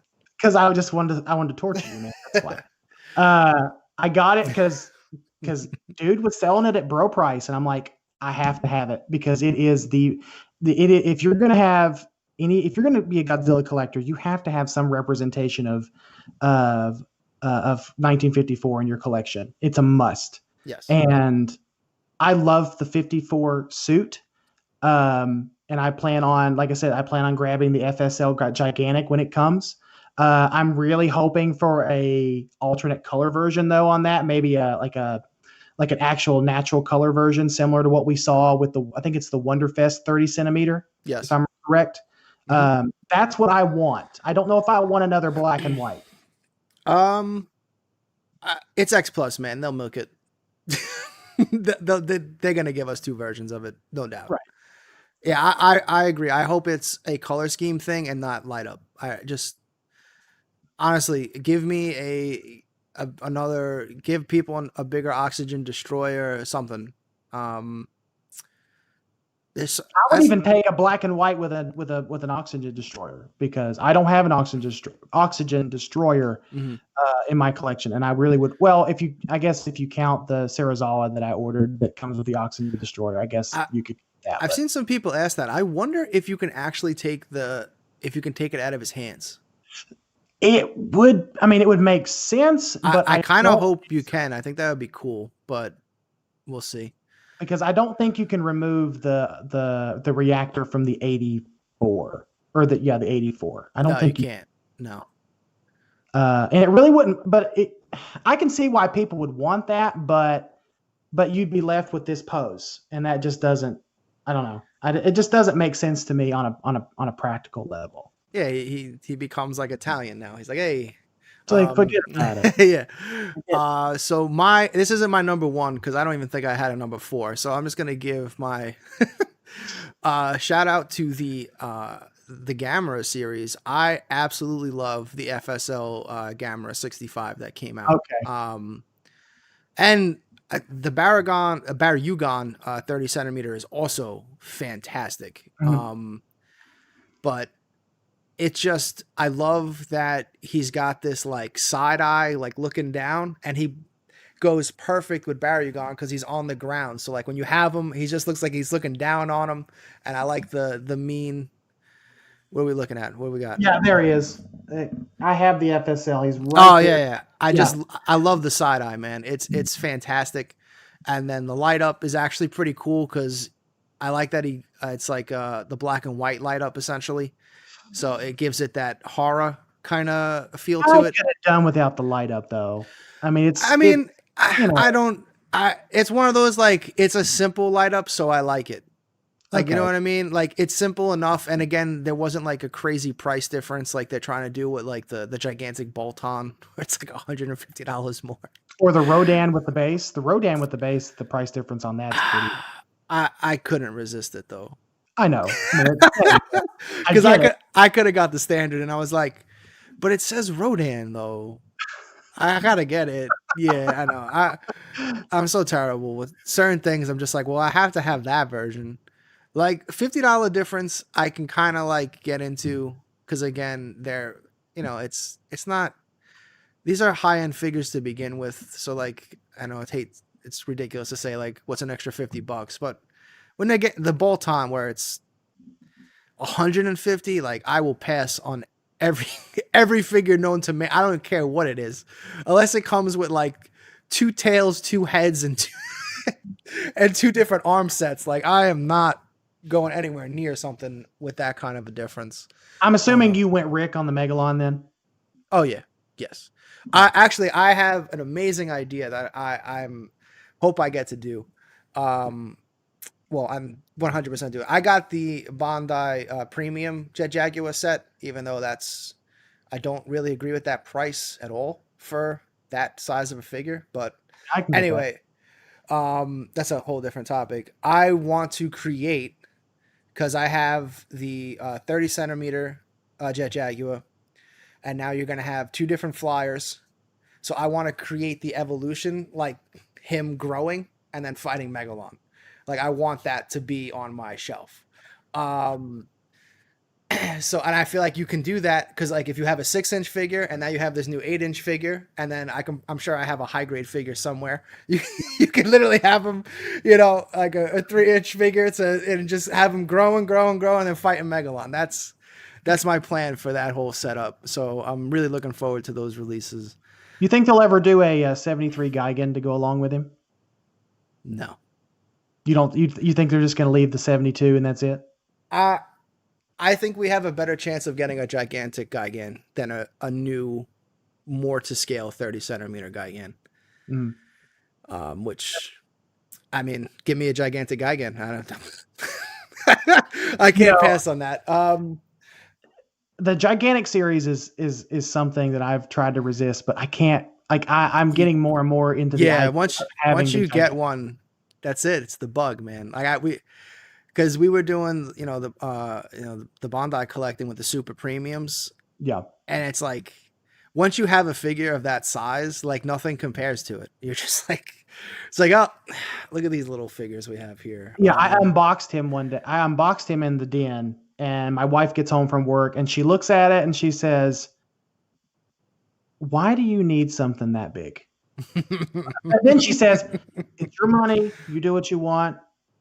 As long as," she says, "you're not doing drugs. You don't. There's worse things you can be into. Just do whatever you want." That's just her. That's sort of her philosophy on the whole thing. She's not a fan of Godzilla or anything like that. It's strictly my thing. Like she'll watch a movie with me every now and then, but it's not her favorite. Like if there's anything else on TV that she would rather watch, it's always that. Yeah, Kelly has gotten into it more because of Kaiju Live. Like Kelly helps out with my dad and I. Like she's the Jamie, so to speak, we, that's who we pass the figures off to, and she like builds the boxes for everybody. Right. But ever since we went to G-Fest, was that last year? I don't even, again, I'm so in a time vault. I think it was last year or no, 2 years ago. She's had a new appreciation and realizes like I'm not this one crazy person that spends a lot of money on Godzilla toys. So it's like, she's like, oh, so there are more people like you. Okay. Like, I don't know. I feel like I've been more accepted because of G-Fest and Kaiju Live in terms of how Kelly perceives collecting and now doesn't think I'm a psychopath. So that's good. There are positives to it. I think it's because like, there's gotta be a thing about that though. Cause like us as kids growing up, you and I are the same age. So we probably like, here's my thing. If growing up, my parents didn't have a ton of money and I didn't know that though. I mean, we grew up, working class, just like a lot of folks in this area. We didn't have a ton of money. But there was things that we couldn't buy that I always wanted. And then you grow up and you get adult money and then your child self starts coming out in a lot of this stuff. And it's a whole other world at that point. It's funny you bring that up because a topic that always gets brought up amongst collectors is Trendmasters. And yeah, I love Trendmasters because that's what we grew up with. I mean, when you're a kid and you go into Toys R Us and there's Godzilla toys there, like that's something that's going to stick with you forever, basically, because that doesn't happen. That's, that was a 5-year window and that was never happened again, basically. And you know, so it's funny when people like see you've seen like the micro sets, the Oh, headsets, yeah, yeah, yeah, like the yeah. Mad Max kind of style. I had the Space Godzilla, the regular Godzilla. I never could find the Mechagodzilla. Apparently, I think that one's super rare to come by. The Space Godzilla is actually the cream of the crop. Okay, so That I had the Space Godzilla, but I never could find growing up, I never could find the Mechagodzilla. the so I because I this is the kind of lunatic that I was if I ever wanted to play with something, I would try to get two of them because I was always a mint in box guy, even as a child, because I guess that's just how my dad raised me. My dad's like, no, goes on the wall, you look at it. You don't play with it. So if I wanted to play with anything, I had to be like, well, can I get a second one? I want to play with that. Right. So I still have those mint inbox on my shelf. And dude, a couple months ago, someone put on the Space Godzilla with it was a Space Godzilla set with the Biolante set, which the Biolante one really isn't. That's probably the least rare out of the four. Because it's Space Godzilla, the Biolante, and then because the Biolante one's just the Godzilla head, and then you had the Mechagodzilla and then the Mecha King Ghidorah. Right. Dude, that set, those two together, went for like $1,200 on eBay. And it's like, yeah, it's like when the boys get adult money and now they want their toys back, right? They will, and I am guilty of this, shell out the at sometimes outrageous amounts of money to obtain my childhood figure. So like, yeah, I mean, it's just, it just happens. So like people, you know, there's always people shitting on Trendmasters saying like they're not real Godzilla toys or they're terrible. And it's like, dude, there's a whole generation where those figures almost made some fans. Like some people, like that's the first toys that they think of when they think Godzilla. Yeah. Those like hilarious like CGI Godzilla Wars commercials and all that stuff. Like that's awesome, man. It's like all that. So yeah, my those thing always growing hold up a special was, special place for me. My thing growing up was Godzilla. Don't get me wrong. I love my Trendmasters Godzilla figures, but my big thing growing up was Power Rangers. Yes. That was my thing. Like when my dad finally passed away, I went to the old home place and started going through all of my stuff. And like, it was so fun to go through all that stuff because I still had, I must have had the wherewithal whenever we put that stuff in boxes to assemble the Zords together and make sure all the pieces were together because some of them were together. Like now some things like the Zeo Megazord, I had to search high and low for those pieces, but I finally found them. But that was my thing growing up. Like I remember one Christmas, I remember this vividly. My mom searched high and low, and there was this old department store. I don't know if y'all had it there in New York or whatever, but it was called Hills. And they had all of the Power Rangers toys, the monsters, the Rangers, the Zords, all of it. And so every time Dad got paid, she would go leading up to Christmas, buy everything that she could. And so I had the entire line that I know of the original Mighty Morphin Power Rangers, the Megazord, the Dragon Zord, all of it. And I still love that stuff, man. Like I posted in the X Plus group the other day. I would give my left nut if they would issue the Megazord as a gigantic. Oh my god, same. I think I even posted on that. I was like, yes, because I saw that in one of Leslie's videos, like in the background, and I was like, what the fuck is that? Like he never talked about it. I wish. Yeah, I was like, hold on a second. I was like, what is that thing? And then I think he did do a review on it. I went through his like archive, and I was like, I don't know. I have to find this thing because, like, yeah, that thing is insane. And why haven't they done a Dragon Zord of that yet? Zord. How?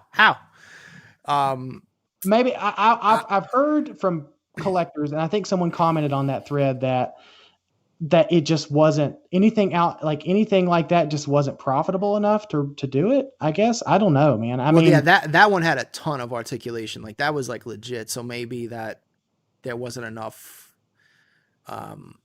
Because it's really more of a Bondi thing because they have their insane lines now again because they realized our generation grew up and now have big boy money. So they're like, Hasbro. hey, yeah, they're like, so hey, let's re-release all these toys and like like I've been wanting to get the oh my god, what is it called? The Green Ranger. Was it it's not a Oh, flute, the right? Dragon Dagger. Yeah. Yeah, thank you, the Dragon Dagger. Yeah. Like I'm like I kind of need that, right? Like I need that. It's like it's like $200. I'm like, yeah, I need that, right? It's $100 on it. I think it's 100. I found it for $100 on Amazon when I was just searching. Because the Dragon Dagger is because there's two versions of it. There's the one that the Lightning Collection just recently released, I think last year. And then there's the Legacy Collection from like 2 years ago that's got the chrome and the gold. That's like the diecast one, I think. Yeah, right? the diecast. Yeah. There we go. Yeah, that one. That one's the one that a lot of folks love. And I looked on Amazon, eBay, and that sucker's going for like $400 or $500. Yeah, that's the one. Yeah, of course it is.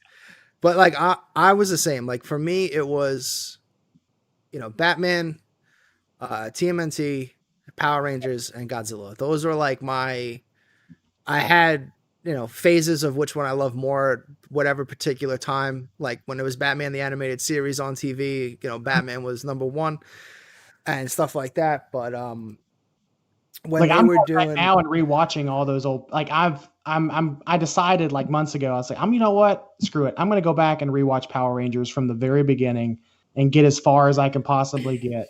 And I'm up to Time Force. I just started Time Force, which is like the 9th season. I am like kind of a Power Ranger fraud, I guess you could say, because like the original, the first season or two, basically when Tommy goes into like a White Ranger, I guess yeah, like that was basically the end for me. I kept trying to watch. I personally was not into the like every year it's a new thing, and then once they started going in space, I was like, okay, I'm out. Oh, you're missing out though, man. But dude, the best season though. You need to go watch In Space. It's on Netflix. Go watch it. It really is. Now I'm not shitting you. It is really one of the best series in that franchise. Is In Space. Because again, being dinosaur heavy, lover, I guess, the first series is just the be all end all for me. That's true. And then obviously the Dragon Zord is literally Mechagodzilla. Green Ranger's badass. Like you're just like this is the best stuff. So all those characters literally fading out of existence for me as a kid. I was like just not about it. I was like no, where are they? This is bullshit. I remember vividly. Me and my dad. My dad had a conversation with me because I was like, I don't know, 13, something like 12, 13 or something. And he said, son, eventually you're just going to grow out of this stuff. You're not going to like this stuff anymore. Now, which was kind of true. Magna Defender is my favorite. See, people get it. People get it, AJ. People get it. But he sat me down. He's like, son, eventually you're going to grow out of this stuff. You're going to have friends. You're going to have girlfriends, and they're going to make fun of you for this. And you know what? I did fall out of love with this stuff for a while because I jokingly say that Godzilla, Kaiju, and Power Rangers didn't get you a whole lot of dates in high school. So I fell out of love with that stuff. But as I'm getting reacquainted to a lot of this, a lot of this things in the fandom now, like with Hasbro releasing all the Power Ranger stuff and the new Godzilla stuff, Gamera, all of it. I mean, I'm a fucking kid again, dude, and it's wonderful.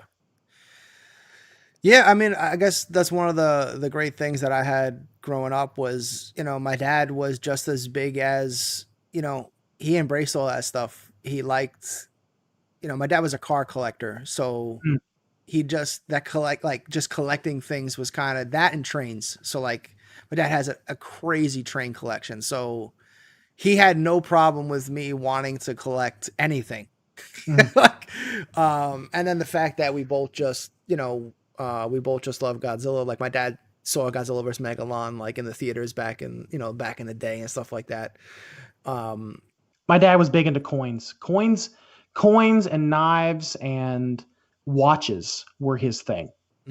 That was what he collected. Super boring stuff.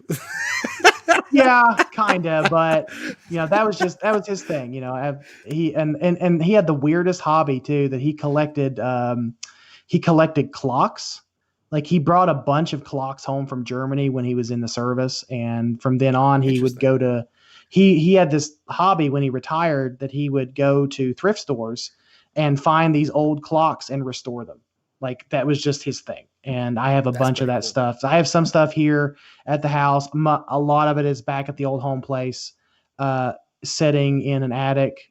My brother now has the house now, which is fine, but I can go back at any time and get some of that stuff. And I may do at some point, but yeah, I never grew up with the collecting bug. I got the collecting bug at a much, much later time. I didn't start taking collecting seriously till like 2018, 2019 is when I started. My first X Plus figure was the 25 centimeter Daisenso Goji.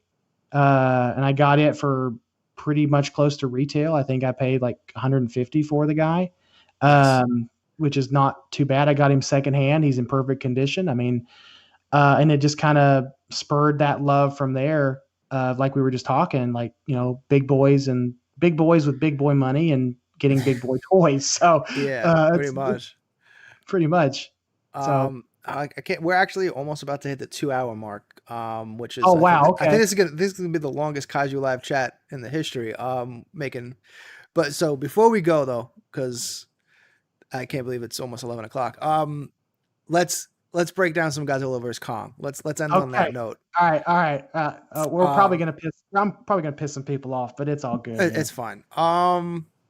You want to go? Yeah, you're the guest. You go first. Go ahead. I'll go first. Take it away.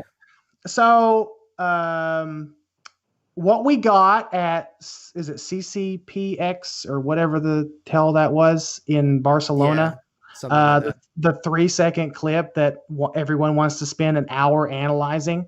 So I don't think that the movie's going to flop, honestly.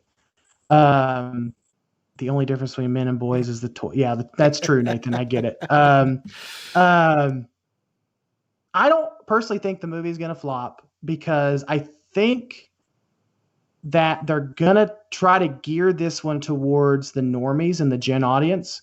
Whereas what made King of the Monsters so difficult for people to latch onto is because there was so much lore involved that it lost a lot of the gen audience.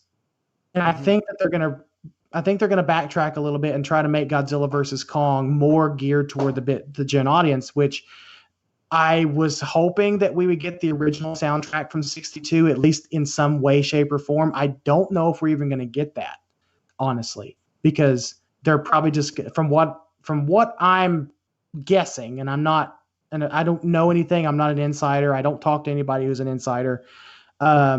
Godzilla vs Kong, from my assumption, is probably just going to be another Hollywood blockbuster.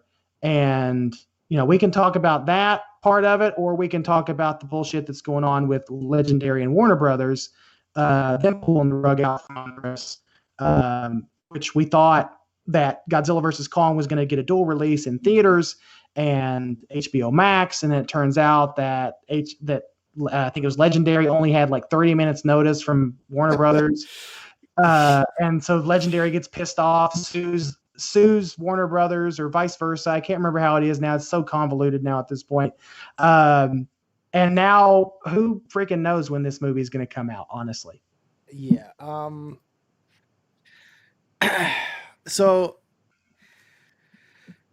the tall tale thing with all movies in general is, in my opinion, if a studio is afraid to release a trailer, it's for a reason, and it's going to be because it's bad. It's just bad. The movie's been almost done for almost a year and a half now. I'll say 6 months, and they can't without a trailer.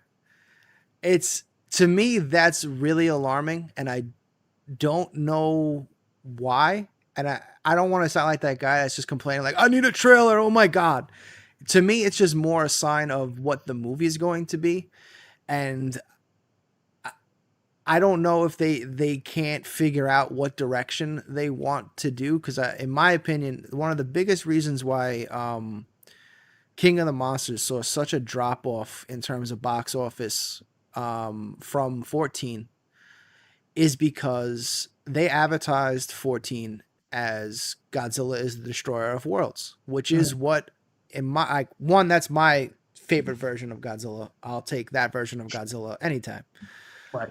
Over, I don't get me wrong, I love my suit. Like I want more 70s figures and stuff like that. I love my Showa era stuff, but if we really want to break down what American audience think is a joke, it's those movies.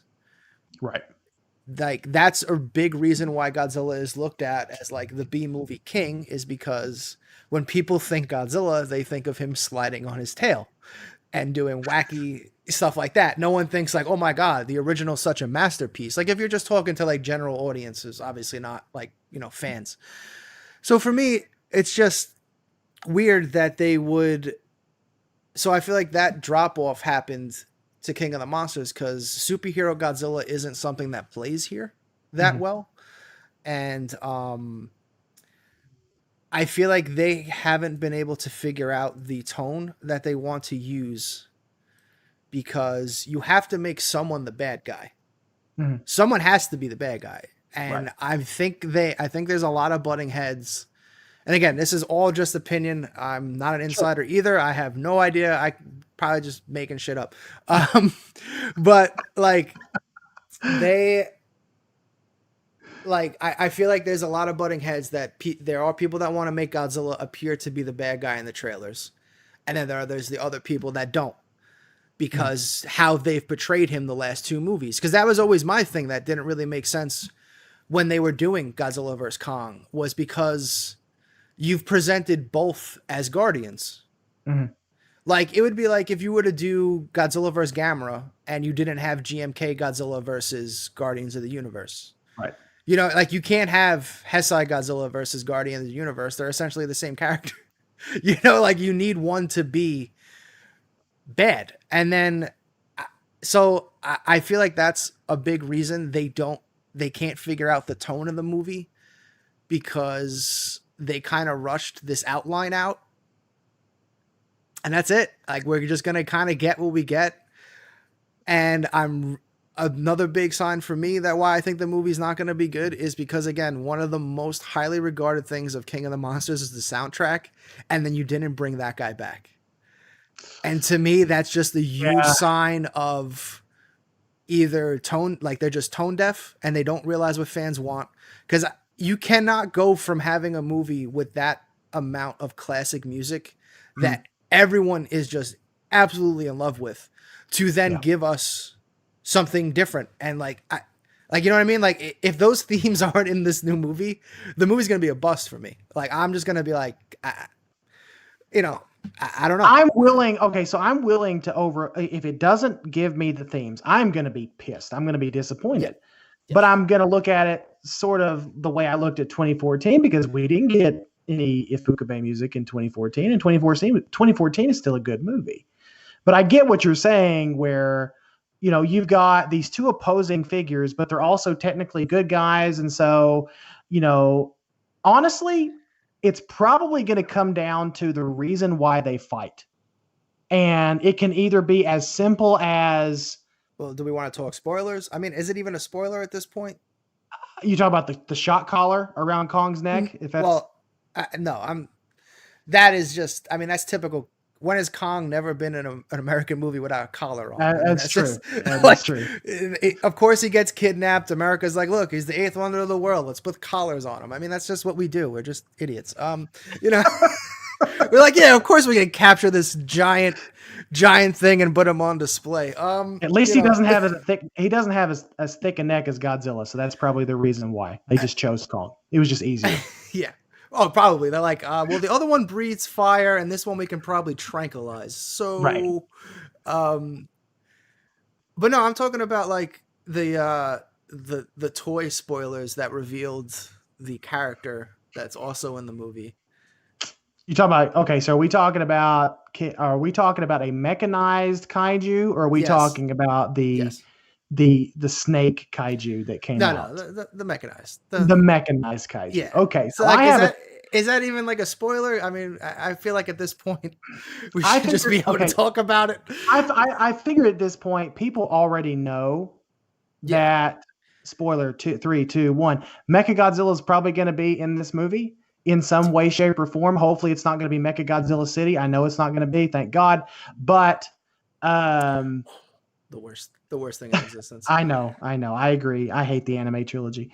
But I can see a situation where they do some kind of weird mind control over Godzilla or Kong that forces them to fight each other to destroy each other. Like Mechagodzilla is not going to be this alien thing created to invade Earth. It's going to be man-made. Like it's going to be sort of like what we got with Rulers of Earth, where they had the army of or Kiryu at this Kiryu. It's going to be basically Kiryu. Anyway, Yeah. See, like, again, it's just a bunch of things. I guess for me personally, it's just a bunch of things that I don't want. Um, but what do I you want though? Do you want oh, just a straight up brawl? Do you? I've pitched my movie a couple of times on Kaiju Live. I wanted it to be Mechanicon. I did not want it to be Mechagodzilla. I wanted the reason why for them to be fighting is because again they've gone completely Showa superhero Godzilla. So I was Mhm. like, let's go all out. Bring the aliens back. The aliens come in. They actually take over Monarch after Serizawa's death. They do all that kind of stuff, and Mechanicon that's the reason why Godzilla vs. Kong happens. And it's revealed at the end that, Godzilla releases the real Kong and then they team up and they fight Mechanicon. That's the movie I wanted. I want aliens. If you're going to do it, go all out for it. So I feel like we're getting some kind of, it's not going to be that because that's not realistic enough, but we're going to throw a Right. ton of Easter eggs at you. So like Right. you feel like you're part of it. It's just, I don't know. Mechanicon doesn't sell tickets though, because if you have to put Well, Mechagot. no trailers of anything doesn't sell tickets Well, either. So that's true. That's true. But I will say this: I'm going to give I'll give Legendary the benefit of the doubt and say they don't want to fall into the trap that what's the Bond film? Die Another Day. No Time to Die. There we go. There's so many Bond films with the word die in them, and because that film was literally marketed twice because of the unknown of COVID. So maybe Legendary and Warner Brothers are just being extra cautious with it. I don't necessarily think that they're not confident in the movie. I just think they're being extra cautious. Now, I all the legal battle stuff, that's a whole other animal that I don't that's know enough just about to get into. that's just WB being the typical scumbags that they've been for the last. Well, I always thought that was I Universal, though. That was the scumbags. I don't know. I mean, WB, like what they've done in terms of like superhero stuff. It's like how they did like Batman vs Superman, the stuff that they did to Zack Snyder. Like it doesn't surprise me that they were like, yeah, of course we're releasing all these movies without talking to anybody else that they're partnered with for these movies. Like it's just a total WB move of like we're fucking Warner Brothers, so we'll just do whatever we want. Um, There's a little teaser or a little Easter egg on I think Legendary's Facebook page where it's got this Christmas gift. I've heard we just talked uh, about this with a friend yes. of mine, Tokyo Lives, and he saw where there's a Christmas present tag with Goji's foot on it. So maybe they're going to give Yes. us a trailer on Christmas Day to coincide with the release of Wonder Woman. That would be cool. Like, I mean, I know there are a lot of people that are. I don't want to see movie theaters die, but at the same time, people have to realize movie theaters have been robbing you for decades. Okay, like if there's any industry other than the restaurant business that needs a kick in the nuts on how to modernize, it's the movie theater business. Because yes, big movie theater chains are going to suffer because they absolutely refuse to adapt because they just don't know. It's like Blockbuster. Blockbuster was like, Netflix is never going to catch on. Like, we don't got to do that. And then, like, But I'm places, wondering if places like I feel like places like the Alamo you're going to see an uptick in places Right. like that where they make the movie theater an actual experience and not just, hey, if you have kids, now you're going to have to pay $100 and you get nothing. Like, Yeah. you know, and then like, cause have you ever been to the Alamo? I've not been to the Alamo, but there's a similar there's similar theaters where I live, and I think, and that's what I was gonna say is like big chain movie theaters will probably suffer, but then you're gonna see an uptick in people wanting to go to these more nuanced theaters where the experience is a little bit more intimate, a little bit better. And I think You're gonna see drive-ins will that. come back. Say that again. I'm sorry. I think drive-ins are going to come back. Oh, I hope so. Yeah, like I really hope so.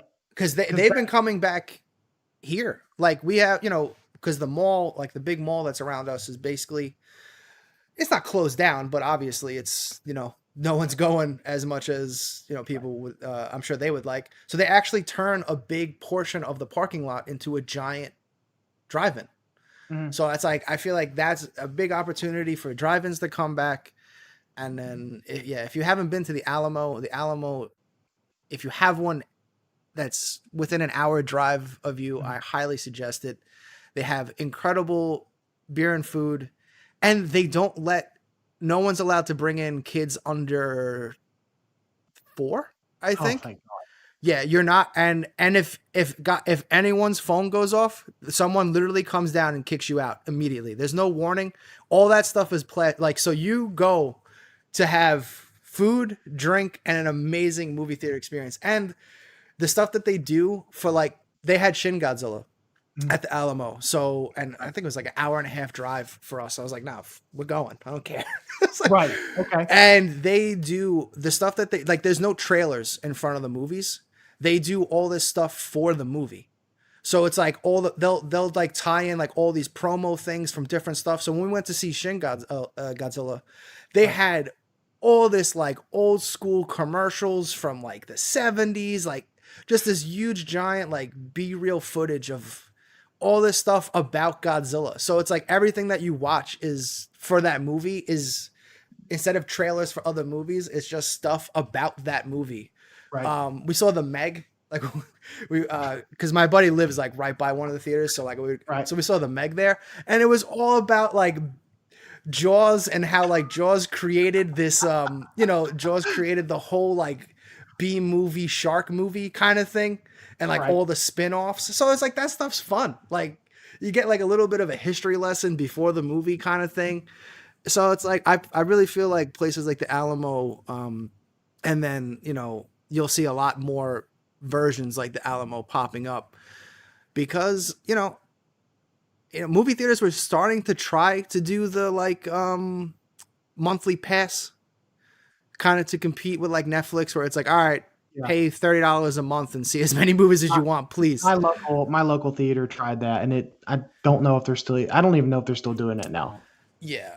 So it's the unfortunate reality is this COVID in general, and not to take a dark turn, but like this has really exposed a lot of business practices for what they are. And the only way for these businesses to make their money back, because now they realize that most people can do their jobs from home. And I don't know why it took a lot of places to realize this. And not to get personal, but actually the big reason why I was let go from my job was because I was pushing for remote to keep everyone safe. Again, I live in New York, where originally New York was the like, it was a the zone. And our office was filled with old people. Like I was one of the young, it's like, we got to keep everybody safe, and we're all inside people. We can do this at home. I can. So like I had set everything up by myself, and my boss did not like that. Because So this is your full-time gig now. This is you. This is. I've been fortunate enough to be able to make this work. I've had to dip into some funds that I would rather not have. Right. And I'm trying to do what you got to do. I'm trying. Yeah, I'm trying to make this work. And shout out to everyone that's been supporting us. This entire year. It's been a rough one, but it's everyone that supports us and watches, and the amazing people that I've become friends with has really made this an incredible journey and experience. And I'm really excited for next year because we have a lot of cool stuff that I'm hoping I could talk about on the 20th for our year in review show. But we'll see. And then, but I feel like COVID has really just showed people how much businesses don't care about you at all. To the point where, now, like, for instance, like WB literally made this decision and knew it was going to kill the movie theater industry. Now, that's just another whole block of jobs gone. Yeah, and that's my thing. That's what I was thinking about the other day. This is me. You don't have to do what I do. This is just me. When Wonder Woman comes out, or Godzilla versus Kong, when it comes out, or whatever, I'm gonna go to the theater to watch it, not because I prefer the theater experience, but mainly because my local theater is ran. We have some mom and pop places. We have one big place that we have one major chain movie theater here too, but I'm going there to support those jobs that still need to be around, right? I'll still take my precautions. I'll wear my mask. I expect others to do the same. I'm not going to be irresponsible, but I'm still going to go to the theater because I feel like it's important to support those smaller theaters and support those local jobs. And that's just how I feel about it. Oh no, I absolutely agree. I'm more annoyed that it seems like there's really no game plan for movie theaters to adapt or even really be given the chance, because it's like WB is literally taking that opportunity away from you. Like movie theater chains there's no opportunity. It's all right, we're going to release it the same day and let the people decide. And it's like, and to say it's temporary is bullshit. I don't think it's temporary at all. And the one thing that kind of bothers me, and this is where, because obviously they're completely trying to cut out the middleman, which is the movie theater, is like, even though I thought the movie personally sucked, Mulan on Disney Plus, they act like, just because you had Disney Plus doesn't mean you can watch Mulan. You still had to pay for the movie. Right. I think that was, and I would assume, I'm probably wrong, because again, big business doesn't care about anybody. So I would assume a proceed of that $30 purchase for that movie went to movie theaters. I would guess, but who knows? I feel like that should be the way. The fact that WB's like, yeah, if you have HBO Max, you get to watch it for free is kind of ridiculous. Well, it's because they have distribution rights for HBO Max, though. That's the reason. I know, but still, they're paired with Legendary. You'd figure, and obviously, I'm sure that's what Legendary's fighting about, is like, you can't make these movies free, dude. Like, because it's only, HBO Max is what, $10 a month? They just increased their price. It's like $14 a month, I think. Oh, okay. So now we're paying for Godzilla anymore. Oh, really? Okay. I mean, that does kind of make sense, because then you just sign up when your movie came out. Because that was my plan. I was going to sign up for HBO Max when Godzilla versus Kong comes out, and then, can't do that now. I got to give it my $15, I guess. So whatever. But I love HBO Max, actually. Lovecraft Country was fantastic, and then I've heard good things about that one. I really liked Raised by Wolves until the finale. The finale is just typical Ridley Scott, but we can save that for another live chat. All right, so Godzilla vs. Kong. Let's wrap this up. So you're hopeful, I'm to say the hopeful. least. I'm optimistic. We'll say that. I'm optimistic of how that movie is going to perform. I think it will be. I think it'll perform better than King of the Monsters. The budget is there. It's only cost them, I think, anywhere between 155 to 160 million, which I think King of the Monsters cost anywhere between 170 to 200. So I I'm wonder if that's. hoping I wonder if that budget's just tied up in the rights to those other monsters. maybe I would say so. Knowing Toho, it probably was. Probably because That's Toho's why. stingy, man. Oh yeah. As someone that's been actively trying to get the Godzilla license to do some cool stuff for Kaiju Live. Mhm. Yeah, no, they don't. They're not that friendly. No, I've heard. I know of somebody who went through their own legal battle with Toho. Oh, They really? got their rights. They got the rights to use the character, but it came after months and months and months of bullshit. So, you know. um, But I'm I, optimistic. I'm optimistic about the film. I think the film will do fine. It'll out. I really think it'll perform on par with 2014. Honestly, because it's going to be marketed to mass audiences this time. It's going to be a gen. It's going to be a gen audience movie. yeah. Uh, Well, Kong's gonna help. yeah, Just just seeing Kong. Although I because am shocked he the didn't old really have the beard. Everyone been talking about that beard, that little snippet. He didn't really have big boy beard that I was expecting. no, he has the traps, but he doesn't have the beard. I was a little bit surprised. He looks So bigger. He looks muscular, but the face still looks 2017 ish. yeah, I'm wondering if that's even a flashback scene because I don't think they can capture him with a collar if he's the size of Godzilla. You know what I mean? Like I still think he'd have to be relatively young Kong for Mhm. us to be able to bring him in. 'Cause- Maybe. but I guess we'll find out. I'm I'm gonna put this in the realm of Transformers 2, Oh God, come where on. it's an absolute mess of a movie, but it has that one incredible scene that makes you want to watch the movie, which is like in Transformers 2, it was the I'll take you all on Optimus Prime fighting Yeah. everyone in the far. We're gonna get one incredible. I feel like we're gonna finally get that incredible daylight battle scene that's going to be worth the price of admission, or if you have HBO Max free. uh, and that's going to be the scene that everyone talks about. I feel like the movie is going to have that, but it's going to still have that same kind of feeling of King of the Monsters where everything else is just literally by the wayside and a complete throwaway. Because that's my biggest problem with King of the Monsters. As much as I enjoy it, because the monsters are fantastic, and Mhm. Yeah. I'm not afraid to be one of those guys that's like I'm here for the monsters.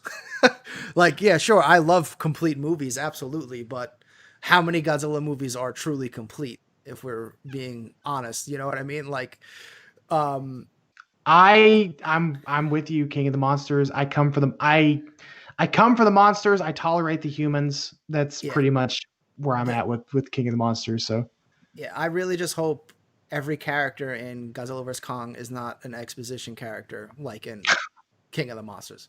Every character in that movie had to tell you what the next scene was. It didn't matter.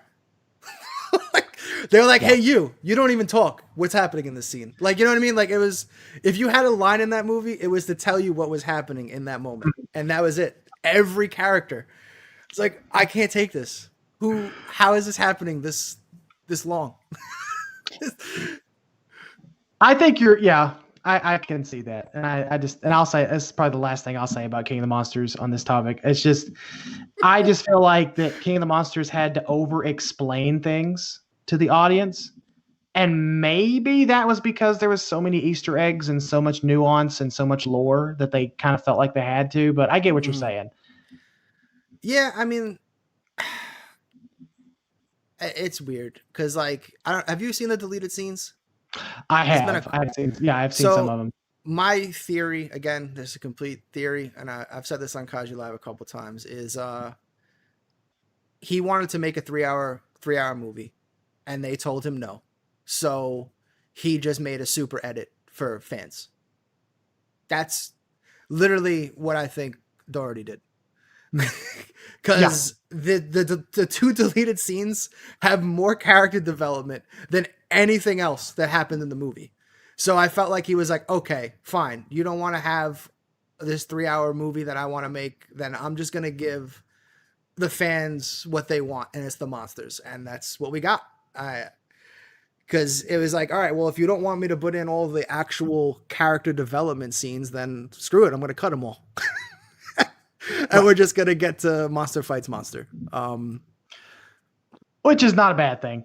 No, it's not. It's what we're here for. So that's what I came here for. King Ghidorah was amazing. Rodan, I think, is probably the best character in the movie, which I think I'm in the minority of that. I just love the way...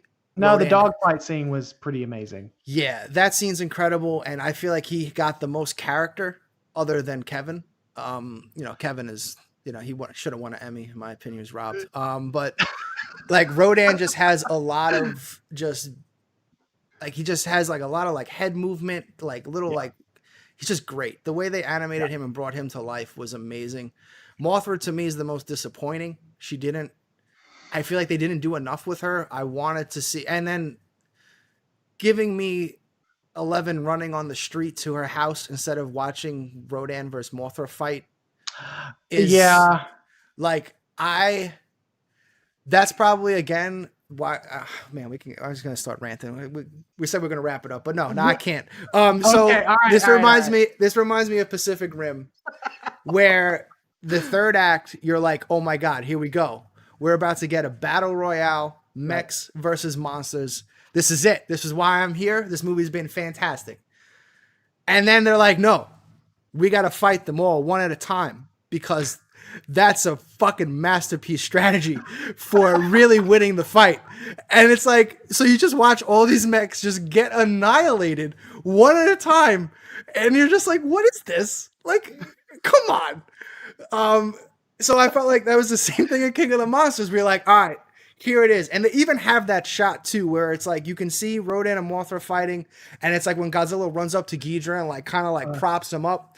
And then the fucking plane comes in and you have to get the person. And I'm just like, can we just see the monsters fight? So that's what I'm talking. I feel like Godzilla vs. Kong, we're going to finally get that like traditional, Toho style where like the people are on a hill, you don't give a shit about them. Like, we're here to watch. They're all watching the monsters fight, and we're watching the monsters fight. And you cut to them for like a quick, like, when they have like a smile, or they're like, yeah, Godzilla, or like, oh no, like that's all I want. The fact that they kept trying to give you the Jurassic Park, like Spielberg, like under the shoulder look for everything. And then the thing that drives the whole time in Boston. Yeah, I get it. And the thing that drives me nuts too is like, I have no problem with that style, because again, I love Jurassic Park, and that some of those scenes are just incredible and still hold up today. If you're gonna do that, you have to also remember when the T-Rex moved, the cars shook and the water moved. So when you have Godzilla falling from fucking space, like, people should like fall down, at least, like fall down or something. I mean, King Ghidorah literally lands right in front of them while they're in in Boston, and no one even like, there's not even like a wiggle, nothing. And it was that adrenaline, man, is what it was. My favorite scene is a scene I didn't even catch the first time, because I was just so amped up in it, especially when Ghidorah comes into Boston and like you can hear like the traditional like Ghidorah like sound effects, like, and it was like, oh my god, like I was just so hyped up. I remember rewatching it, and what the hell was the thing called? The orca? Oh no, sorry, the orca. The orca. Yeah. She throws it. And King Ghidorah literally lands on it. I don't know how many tons this beast weighs, but he literally lands on it and then fights Godzilla again in front of all these people that are literally almost being trampled on and still cannot be bothered to be like, oh, no. They pick up this orca, which is somehow still fucking intact, and then rebuild it in the fucking rain with giant monsters fighting around them. No one was like, hey, I know the level of disbelief is off the charts right now, but can we just reel that back just a tad bit? So like, I love the movie because the monsters are just great, but it's those kind of, because especially in 14, that director took that approach. Every time Godzilla moved, you felt his presence somewhere on the screen. And in this movie, they were just like, nah. Well, the didn't care about it. Reveal at the airport. I mean, when he puts that big elephant foot down, the whole thing shakes. That is, in my opinion, one of the best monster shot. Like, I'm not even just talking Godzilla. Like, that shot of that airport, I don't know. I cannot. That shot is incredible. I want more shots. I was really surprised when I saw that. I was kind of taken aback on how big he was. Yes. I didn't expect that foot to be that big. Right? Yeah. Garrett Edwards did an incredible job of bringing that just sense of scale that I feel like a lot of movies never really gave you, especially the Toho ones. But again, that's because, if you can't unsee suits and models, then it is what it is. But like TriStar tried to do that as much as, Gino is an okay monster movie. I still won't call it Godzilla, but that they had the same kind of thing where everything's going to be that low Spielberg Jurassic Park shot. Right. And that's another movie where, shockingly, when he moved, the cars moved and car alarms were set off because there's this giant animal walking down the street. So for King of the Monsters, that was like the one thing every time I like rewatch that movie, because I've watched, again, I know this sounds like a rant of hate and I hate the movie and it's awful. This is just how I am when I get passionate and emotional about things. You're passionate, man. You love this stuff so much. You just get passionate. So like I've been waiting for just a complete Godzilla movie that I can enjoy as an adult, that I don't have to go back and rewatch something from like 30 years ago. You know what I mean? Like, because you grew up with it as a kid, and so like all of those movies just left an impression. All those movies just left an impression on me. So I love them all. I watch Godzilla's Revenge. I don't care. Like, as a kid, I love that. The whole bully aspect, like, I mean, how many kids can't relate to what's happening in that movie as when you're a kid watching it? Right. So it's like that, all those movies have some kind of thing that I love about them. But like now as an adult, it's so funny to say that now as an adult, now as a big boy, I expect certain things from movies, and I just kind of want to see them happen. And like you said, in King of the Monsters, they're trying so hard to like tell you you're an idiot and everything has to be taught to you. And it's like, I don't need that. Like, right. I don't need you to explain everything to me. I don't need you to be like, oh, the oxygen destroyer is coming. It's experimental. We're just going to throw it at you anyway. And you're like, what? That was the biggest. Oh, okay. If I'm gonna bitch about anything about King of the Monsters, it's gonna be the oxygen destroyer. The oxygen destroyer was the biggest waste of a plot device I have ever seen in a monster movie. Yes. And I get it. I get it. It's this last ditch effort. It's this ultimate weapon, whatever. And maybe it's the fact that the oxygen destroyer has this gravitas within the franchise that we expected more. I think they just did it. I think they should just left the damn thing out, and instead of insulting the original storyline like that by just like ham-fisting it in to the damn movie. I mean, that's just, I don't know if you ever see like Matt Frank's take on this like whole thing, but this is where I completely agree with him. Where America just has never experienced it from that point of view, so we just don't take it seriously.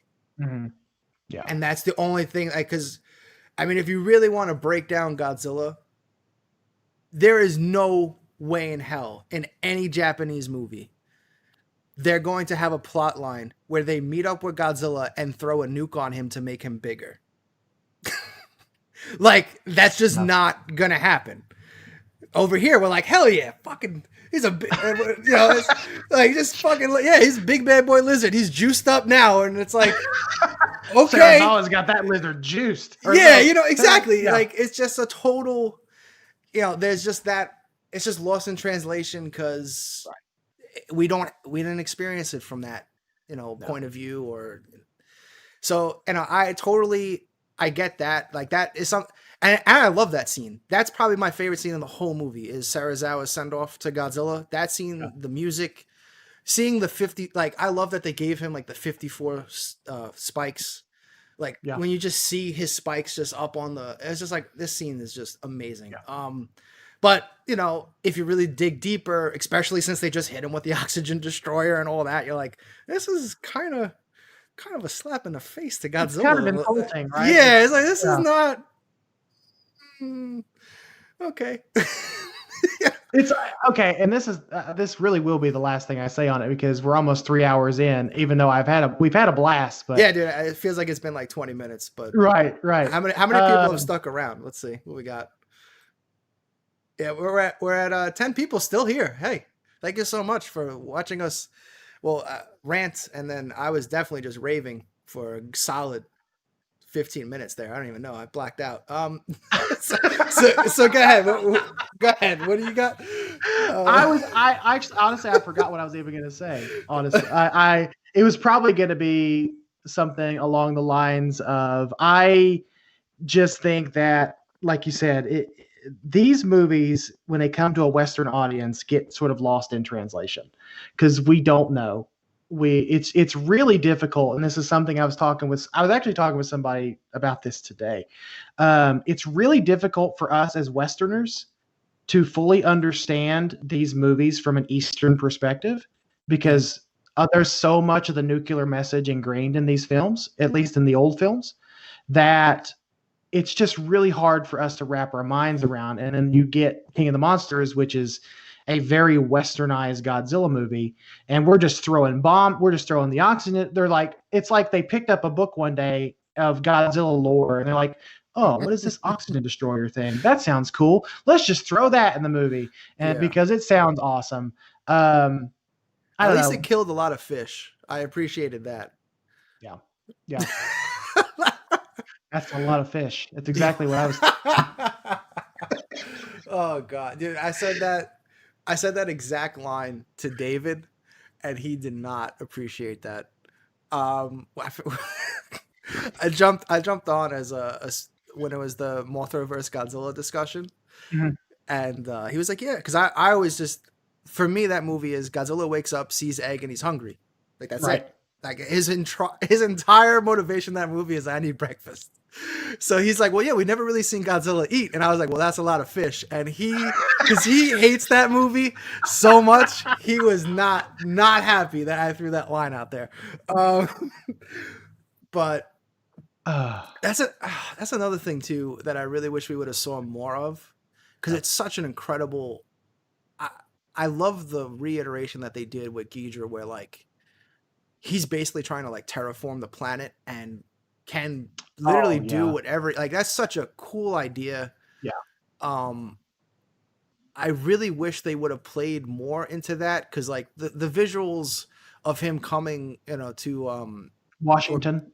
And like seeing that, it's like I wanted to see more of that from like the ground level, like similar like how they did with Rodan, where it's like you're seeing like all these people like, holy shit, what is that? You know what I mean? Like, even though, somehow those people just like jump out of the way and don't get flown up because they're main characters and plot armor, but that's beside the point. like those scenes like are just incredible, and Yeah. I love, he even did the classic Rodan flyover with the shadow. It was just like, oh my god, let's get hype. But I really wish two golden opportunities of King of the Monsters did not happen is Godzilla didn't fight Rodan, which I think is absurd. Mhm. And then Rodan bowing to him is even more absurd to me. Yeah, the bow scene, the bowing scene at the end. Okay, so rest in peace, Rodan fans. I'm so sorry. like so I know that one has a lot of fans divided because you're seeing these monsters come and literally bow to someone, which is something we have never seen before in a Godzilla movie. I don't know. It's weird because you get it, like he earned his place as king in that moment, but it should have been the Mewtwo doing it. Yeah, you still want to see. You don't make it Rodan. I agree. You still want to see someone try to challenge him, but that would have extended the movie by 20 minutes probably. But whatever. It's still a great movie. I really struggle to find bad things to say about it. I hate you right now because you're pointing out all the bad things I should know about this movie. I mean, it's all like in good fun. Cause again, right. like I can easily just overlook it. But like when I would like want to sit down and be like, here, let me watch this, it's just like, man, there's a lot of stuff in this movie that makes no fucking sense. Right. So yeah, all right. I think we're gonna wrap it up. So in conclusion, I don't even know what our top 5 figures were. I think we talked about them an hour ago. That was let's see, that was at least an hour ago. Yeah, honestly, because we're almost 3 hours in. So yeah, that was at least an hour ago. My top figure was the 54 Sakai. Yours was something. I don't remember. It is something. It's something. My top figure is the gigantic Mechagodzilla, even though I think I said that one first. It probably would have been mine if mine arrived today. Damn you, FedEx, but it is what it is. If we keep this chat going, maybe it will show up. Maybe somebody will be kind enough because they've enjoyed our conversation so much. Maybe they'll drive to Oregon and pick it up for me and then bring it to. Who knows? But no, this was fun. Thank you. This is the most fun I've had on a aside from my own show, the most fun I've had talking with somebody about this stuff in a while. So yeah, man, thank you so much for letting me come on. All right, before I let you go though, let's talk about give a send off to the Kaiju Ramen real quick, and we'll end it on. So I will say this. You can find everything you want to know about Kaiju Ramen at kaijuramenmagazine.com. You'll find the link to the Kickstarter. You'll find links to our social media. Travis and I are posting things constantly, just little updates here and there. I think he even updated the tiers. Right now we are right now we're fully funded it for issue 1, even issue 2, and on into issue 3 at this point. So please, if you have the funds, I know times are tight right now, but if this is a project you believe in, please go support it. And we will do our damnedest to not make you regret it. So that's really the best pitch I can make for Kaiju Ramen, especially if you want to support this fandom, if you want to support artists, writers that love this stuff just as much as you do, support Kaiju Ramen. Hell yeah. Yep. I'm not going to do it live, but I'm going to pledge and I'm going to post it up in the group. All right. That's fair. But all right, everybody. We have is it the last auction show of the year? Yes. I don't even know my own schedule. It's Sunday. Late. It's okay. Yeah. Sunday is going to be the final Kaiju Live auction show of the year and we'll take a little bit of a break and return in January. So be on the lookout for a sneak peek. And then the 20th, we have the Kaiju Live year in review, where we'll go over basically the entire year. I'm going to try to dig into the archive and find some like crazy bidding wars and make some fun videos and stuff like that. But all right, man, thank you so much. This was an amazing chat. I'm going to end it, but just hold on. Sure. We'll talk a little bit. All right, no worries. We'll talk more because why not? Okay, yeah, why the hell not? Like it's not like neither one of us need sleep or anything. It's fine. Yeah, not at all. All right, everybody. Have a great night. Hope you enjoyed. Take it easy. Right. 泣くな僕らも頑